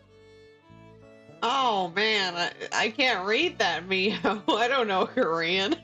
Oh yeah, that's definitely theirs, all right. And they gave it to you when you were just a fox? Foxes can't read Korean. I can't. Yeah, although I couldn't read it until a couple months ago because I couldn't read. God, it's so hard to read their handwriting, right? Shittiest handwriting I've ever fucking seen, am I right, Miho? I'm like, if they were born today, they'd totally been a doctor. I have a few of them myself, though they're up in the office. Grandma has like 90. She says that she has one for every year she's been alive, and I definitely believe that. Jeez, that's a lot. How many did they give out altogether? Who knows? If someone told me it was thousands, I'd believe them. I don't know if they gave one to every person they met, but it must have been close.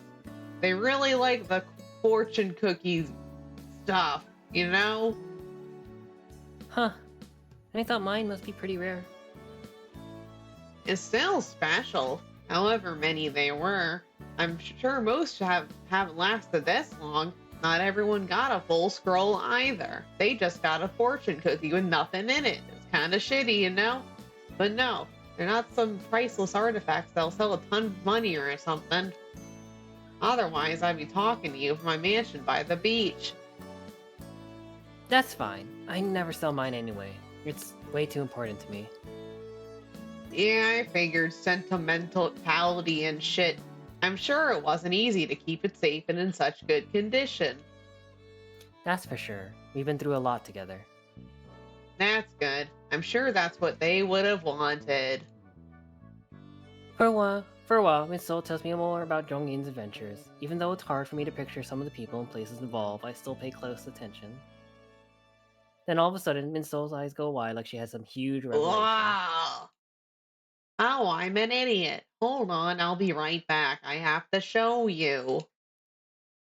She gets up and runs off screen, leaving me with a view of an empty chair and bookshelf. Instead, I look down at my scroll. Somehow, I always assume it was one of a kind, or at least something rare and meaningful. But somehow, finding out that isn't the case doesn't really bother me. Instead, it's nice to think that they met so many people to be grateful to, or who left an impact on them. If there were thousands of scrolls like mine out there, then that's not a bad thing at all. After a few seconds, Miss Soul returns to the computer and sits down, carrying a scroll herself. This is one I had in the office. I can't believe I didn't think about this sooner. I can't believe you're not wearing paint. Oh no, my secret. Sometimes they'd include a butterfly in their signature or hide one in their paintings because they said they were inspired by butterflies that travel with the wind. But at some point, instead of butterflies, they started to include something else instead. Can you see her? Hey, check the map. Do you see the thing on the map? Miho, do you see say That's the map. line! Say map Virus! 3 times. She holds out the scroll up to her camera like I did, focus on one of the bottom corners. There, just below where they signed their name, is a little picture of a fox. Swipe or no swiping. Of me? Now say map 3 times and point at the picture and I'll tell you. I should have thought of it earlier when you mentioned foxes earlier. At one point, they started using the alias Horum in their work. I don't know if you speak any Koreans, because I sure don't, but Horum means fox forest. They started using that name. Foxes would show up in their art for the rest of their life. The drawing consists of just a few brushstrokes that made a head and ears and face. Still, it feels like a photograph of myself. I can picture them smiling as they drew it, as they thought of me. I always wondered if our time together was as important to them as it was to me. Hearing that they chose that name practically confirms it. Thanks for showing me. I can feel the thread of tears, but somehow I managed to keep my composure. No problem. Grandma's gonna flip it when I tell her I basically talk to you. I've told you basically all that I know. Thank you for coming to my TED Talk. Oh, Grandma's here. Grandma, I'm talking to a fox right now. Oh, Grandma's not feeling so good. I don't think she'll be able to talk to you. Was there any questions you had? Yeah, I did have one. I'm a little afraid to know, but... I take a deep breath. They were human, so my question is only natural, but still. Exhaling, I make myself ask. How did they die? Minso smiles. Old and peacefully, just like Grandma soon. Their wife outlived them, but not by too long. They had the typical funeral that was expected when they passed away, and then they actually had one final secret request to their family. They wanted to be cremated. Back then, it was basically unheard of, especially for someone of their stature, but they really wanted it to be done so that they could have their ashes scattered. Grandma, do you want your ashes scattered? Don't come for me, you harpy. Oh, Grandma, always the comical one. That way, the wind can pick them up and they can keep traveling forever. So then, sounds like they were happy. Yeah, that reminds me of a game name of a visual novel, Please Be Happy. Wow. Oh yeah, they told their kids that they had no regrets because they'd live as full and rewarding a life as they could. I'm afraid that if I try to say too much, I'll start to cry, so I just nod instead while I find my voice. I'm glad to know that. Of course, of course. It's only right that you know, considering how many foxes showed up in their work. I think Miss Soul can tell that I'm having a tough time holding it together, because her voice takes on a more sympathetic tone. Oh, I'm sympathetic now. Was there anything else you wanted to know? I don't think so. You told me everything I wanted to ask. Do you want to ask something about Grandma? No. Grandma's really- No! That bitch gonna die soon. Get back! Get back! Ah!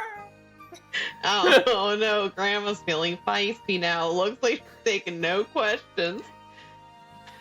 I only found out their name a couple months ago. Until then, I just thought of them as my person in my head. So really, I learned more than I could have hoped for. Oh well, I'm happy to help, and so is Grandma. She really is, I promise. Your friend has my contact information, so you can message me anytime if you think of anything else. I guess if you think about it, you and I are kind of like family, right? Since it sounds like they raised you just as much as they raised their kids. Like my great whatever. Welcome to the family, Mimo. Really? She laughs. Sure, why not? The more the merrier, right? I think that's how they would seen it too. Thank you. I really appreciate it. Family. I may have a girlfriend, but family is something new to me. Silver called us sisters, but just barely. It makes my heart warm. No problem. I'm sure we'll talk again, so I won't say goodbye. Instead, how about see you later? I hope I don't forget you by some sort of weird magic. Anyway, bye. I like that, although there's just one thing. What the hell are you talking about? I explain my magic and how everyone forgets me after a day. Nodding Shit. sympathetically. Misso agrees to join my list of people who check in with me every day. I know how that feels, but the other way around. Oh, Grandma. Always the I'm silly glad. one. I'm glad she's so understanding, but it's just another reminder that I need to find a better, more permanent solution for people forgetting me. The second our crawl ends, I let out the sob I was holding back. I thought I was done crying over Jong-in, but apparently not, except this time, it's a good kind of crying. After all my searching, and even after the death, I finally got the answer to my question my heart wanted to know. They cared about me too. I tried to imagine what their home must have been like, their wife and kids. I'm sure they were all smiles. Still, it's difficult for me to imagine how they looked. Instead, I can picture them, traveling just like we met, going from place to place freely, wherever the wind took them, just like me, really. Someday I'd like to return to some of those places that I've been before and see them properly, instead of just blindly searching for one person and ignoring everything else. I'd like to visit them with some of the same wonder that Jong-in felt. More than anything, I wish I could tell them about what I've experienced and learned on this path they sent me down. Even though I can't, there's one thing I would say now for sure. They would have been proud of me. A few minutes later, I'm still trying to pull myself together when the dog comes up to me and paws at my leg insistently. I can't help but smile. Whatever I'm going through doesn't matter to him at all. He just wants to eat, or go outside, of course. My life and tears don't really make a difference to him one way or the other. And really, that helps keep me grounded. I'm glad to have some closure when it comes to Jongin, and to know that they were just the kind of person I imagined them to be. While their kindness and memory will never stop being special to me, I finally feel like I could say they're in the past. Time passed quicker than I could ever have imagined, but it still passed, it moved on, and now I need to as well.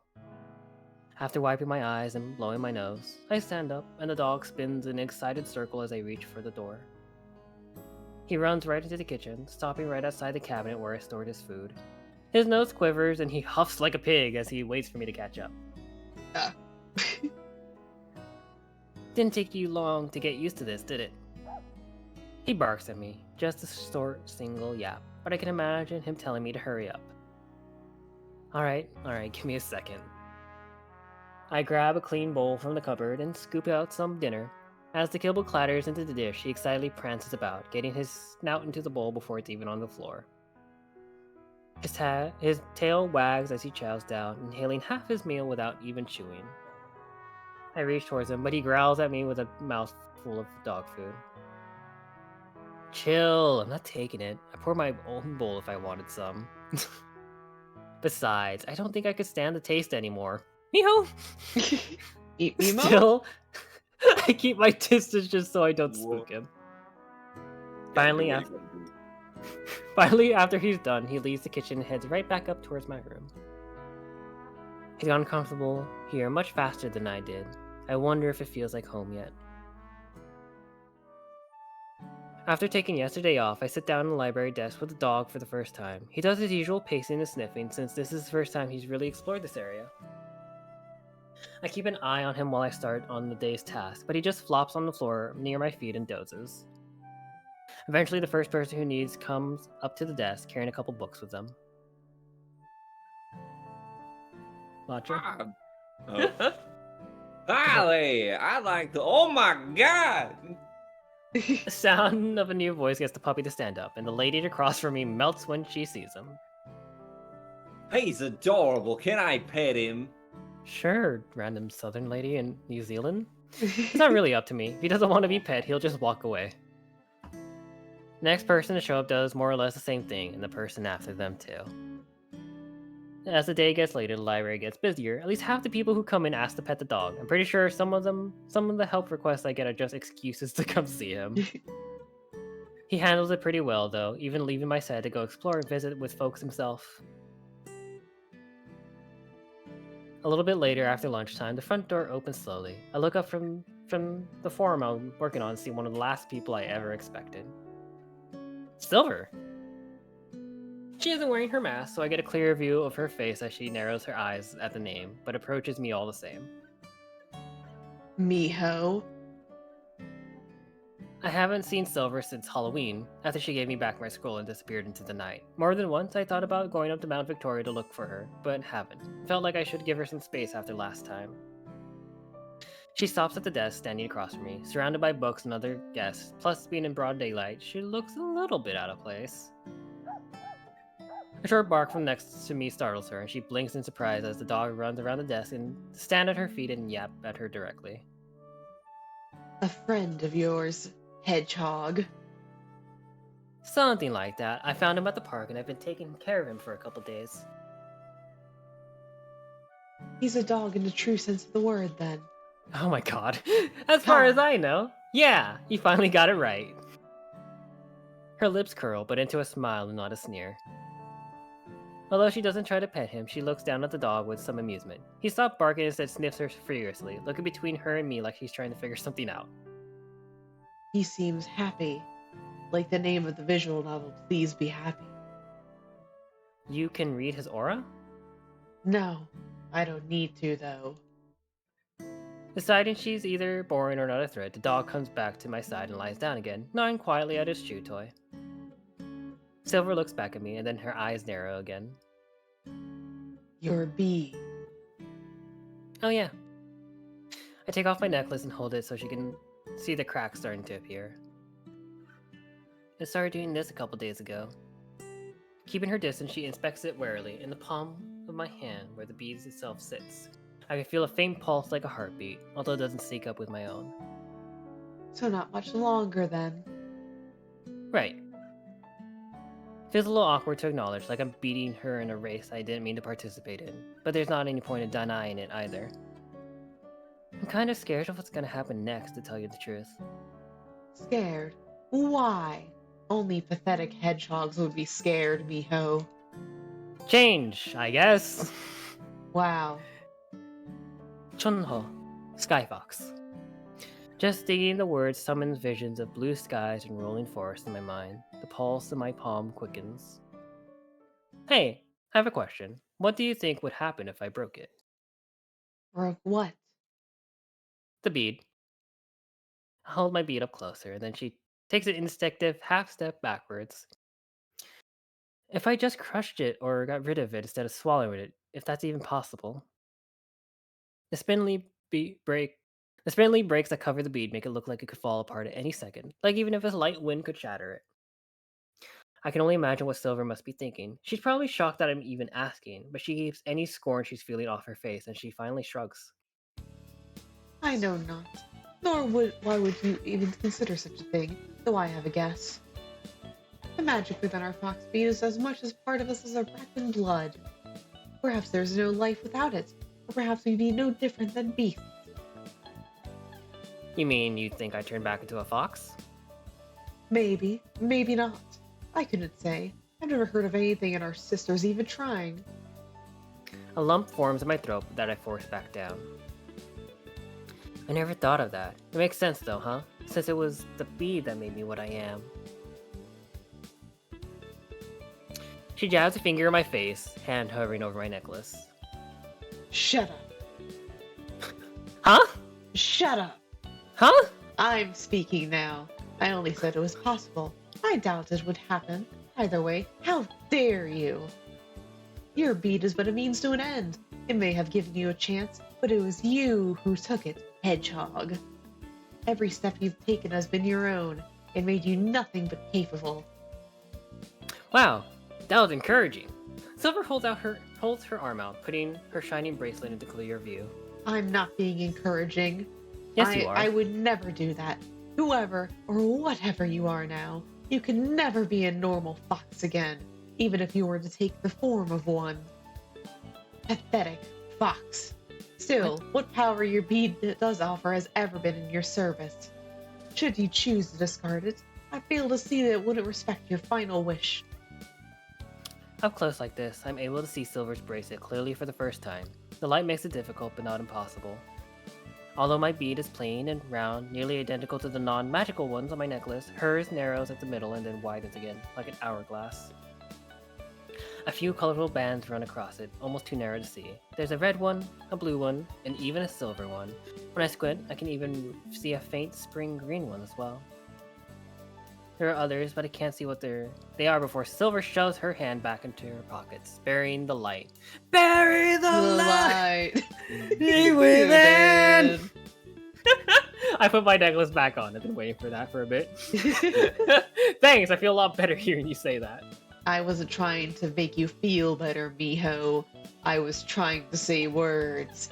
I told you so. To think otherwise would be insulting. In Silver's language, that's just how you say, you're welcome. Anyway, none of that is the reason I came here. I've come to keep my end of a promise. I'm leaving tomorrow. That's right. I'm giving you this information too late, Miho. What? So soon? Yeah. The news hits me like a punch in the gut, even though she told me she was planning this a long time ago. Soon. I've already stayed longer than I intended. There's nothing more for me to be had here. That's not true. There's Nothing more to be found, I should say. Abruptly, her voice softens. For maybe the first time ever, Silver's tone is gentle. Your path may end here for now, but mine goes ever on. Perhaps someday it'll come to a similar end, but not today, nor tomorrow, nor the next day, nor the day after that, nor the day after that, nor the day after that. All right. Surely you'll understand, Miho. I'll never understand. You'll never understand. For as long as I've known her, I hoped I could get through to Silver somehow. help her see some of the things I was blind to myself. Especially now, as we just started to become friends, or maybe now that we've been friends for a while. Either way, I wish she would stay. But also, just like how I've already vowed to let the dog go if she wants to leave, I know I can't keep her here. And just like with Aspen, as much as I might want to do more, all I can do is try to support her. The rest is up to Silver the Hedgehog. Yeah, I understand. You'll never understand. I understand. I'm coming to see you off, though. Silver considers for a second. Fine. I'll come to you here in the morning, early. Be ready. I will. Good. I said all I came to say then. Goodbye until tomorrow. Without another word, she turns and heads for the door, disappearing through it just like she disappears into the trees. In the evening, after the library has already closed, there's a knock at the door while I'm downstairs. It sounds urgent. Come in. I open the door and find a worried Oh no. looking Gwen and Elijah. Beho, is Tommy here? Nope. I haven't seen him since we talked last night. Is he missing? Yeah, he was at the house with me and I went to pick up some dinner. When I got back, he was gone. We hoped maybe he came here to visit you. Although I still talk to all three of them every day, it's been a while since I've seen Tommy in person. Not since the last time he and Gwen came to the library, which was a couple weeks ago. I haven't seen him. Did something happen? Well, The two of them look at each other. we finally got the divorce paperwork finalized. So now it's official. I'm single, baby. I think he'd been hoping that maybe it wouldn't happen, but we just got everything signed, so now there's no going back. I'm single as heck too. Let me go get ready and help you look for him. Thank you. I let Juliet know what I'm doing. Bye, Juliet! And she agrees to look after everything Bye. while I'm gone. Even when I hurry back outside, Gwen and Elijah are waiting for me. I don't think you could have gone too far. I just went down the street to get some pizzas, and Gwen came over as soon as I told her he was missing. It's not the first time he's gone to hide, but he's never run away from home like this before. We walk down the residential streets with Elijah and Gwen alternating calling for Tommy. I keep my eyes peeled not just for him, but for Gerby too. None of us have any luck. Near the beach, we stop. Maybe we should split up. I'll go check out the house again in case he went back.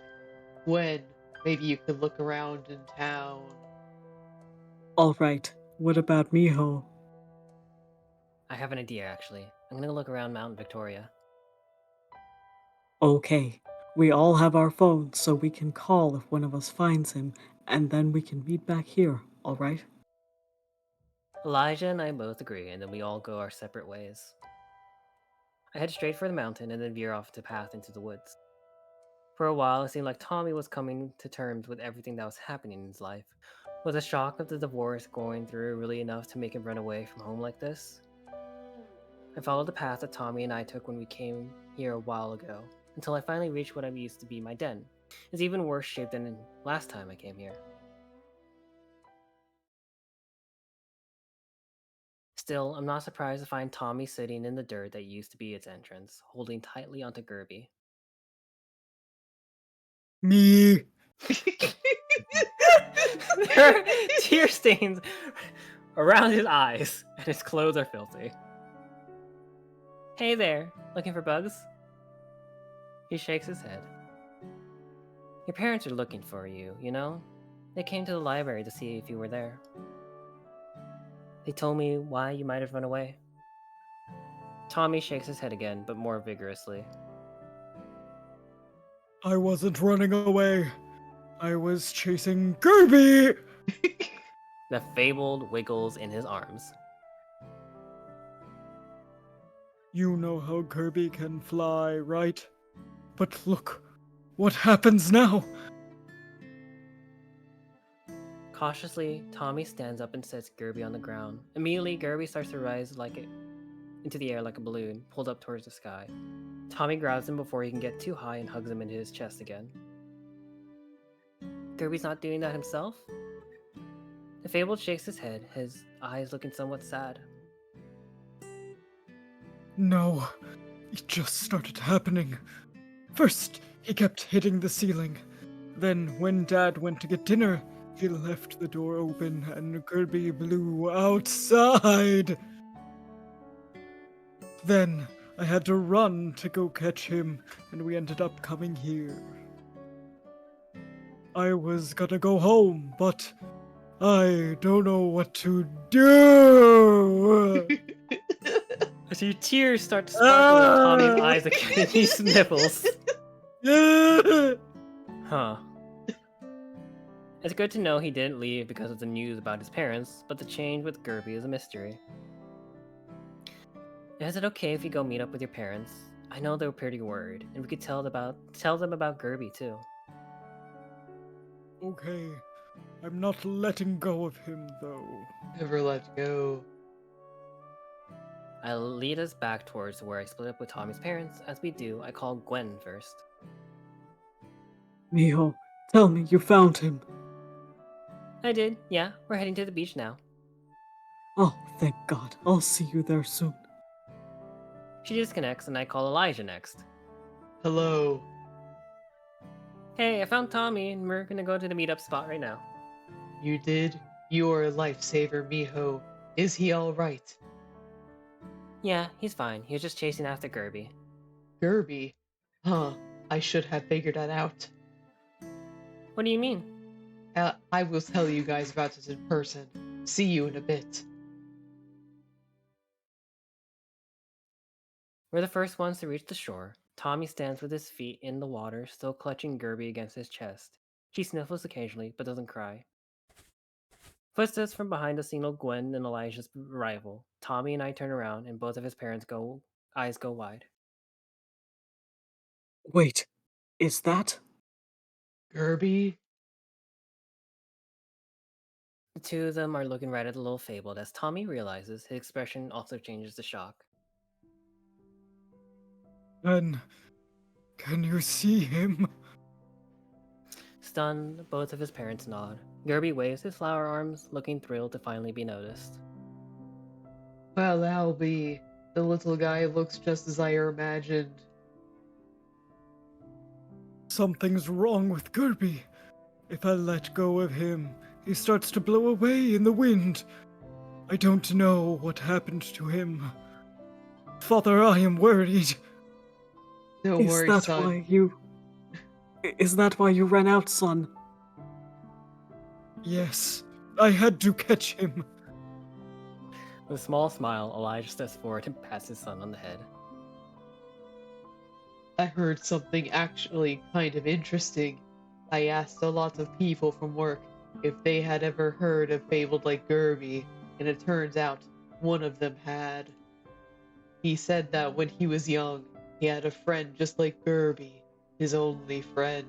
They kept him company when his parents were fighting or when something else that bad was happening. He's a therapist, son. Then, once he got older and things weren't as tough anymore, he said his friend had to leave him one day in order to go out and help the next kid who needed somebody. He told me that Fabled like Gerby stick around until they know that their friends will be okay without them. Then it is time for them to go. Sounds like maybe this is that time for Gerby. But I don't want him to go away. I want him to stay. Tommy can't help for himself from crying anymore. Although he holds on to Gerby, big tears roll down his face. In his arms, Gerby looks up at him kindly. Sweetie, sometimes we don't have a choice. Sometimes we have to let things go, even if it's hard. From what Dad said, it sounds like Gerby knows you're tough and that you'll be okay, right? Don't you trust Gerby? I do. But Tommy holds out his arms so that he can face his friend properly. Is it true? Do you really have to leave? Gerby pedals sags as he nods, patting Tommy's hands. Gwen wipes Tommy's eyes for him as Tommy pulls Gerby into a hug. His tears drip down onto Gerby's leaves like rain. There's someone else who needs you, right? So close to Tommy, Gerby nods again. Okay. Gwen and Elijah move to either side of Tommy and I step away, keeping a respectful distance. It doesn't really involve me after all. Gwen kneels down in front of Tommy, smiling. Thank you, Gerby, for being there for Tommy. Yeah. Bye-bye, Butterfree. Do it. Finally, it's Tommy's turn. Thank you, Gerby, for being my friend. Miss you. With a big sniffle, Tommy manages to stop crying. Gerby leans against Tommy, top of his flower tickling Tommy's chin. Tommy giggles. Then, he opens his arms. Each of his parents take one of Tommy's hands as Gerby floats there for a second and then slowly starts to rise. With his tiny little petals, Gerby waves goodbye, eyes crinkled in a smile. The breeze shakes his leaves, but it doesn't knock him off his course. Up, up, up he goes, reaching Tommy's eye level, and then Elijah's, and then floating above their heads. From behind them, I could see Tommy squeezing his parents' hands tightly. Goodbye, Gerby. As a final whispered farewell, Gerby continues to drift up until he's eventually out of sight. Tommy, Gwen, and Elijah remain there, standing in the shallow water. Quickly, I sneak away, leaving the three of them on their own. I'm sure I'll hear all about it later when we have a regular call, but for now, I think they have a few things that they probably want to talk about together. As I make my way back to the library, I smile, glad that things worked out. It may take some time, but I know that they'll be alright in the end. After all, I trust Gerby too. Okay, I think that'll call it for the night. How long do we have left of the game, 1010? One stream. Okay, it's one Whoa. stream next. Okay, 100 cool. 100% one stream. Perfect. Let me save. Yeah. Yeah, so As I guess soon- next week's gonna be your last stream for Please Be Happy. Yes. Whoa. Yeah. Will it be happy? I hope so. Will it be happy? Will it be happy? Yes. Maybe? Will it be happy? Did I just lose all Yeah. my characters? What? Oh. Well, yeah. You still have Silver. Oh yeah, Silver has like one She's more scene, leaving. doesn't she? Yeah, she's leaving. Yeah. So Yeah. I got one more scene than me. Yeah. Bruh. Whoa. Well, anyway, thank you guys for joining us for Please Be Happy. My characters are dwindling by the second. I'm scared. Let's see who we're gonna rate tonight. I'm gonna put something in the Atome chat, and that's gonna be What? Nerd's energy with one more character.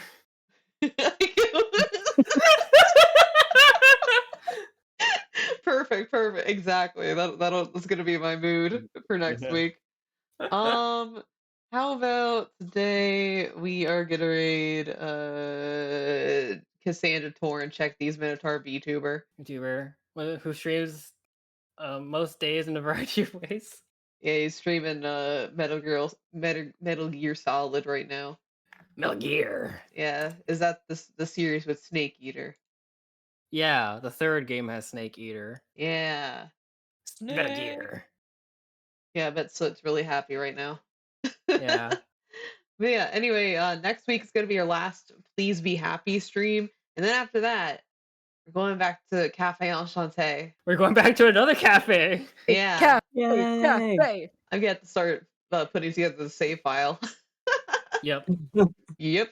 Time to set up Eel's route because there's no way to... Ah. Woohoo! Brevi, you seem a little concerned about what's going to happen. Oh no, it'll be great. Uh-huh. He's an angel. What can go wrong? Sure. Anyway. Colin. Sure.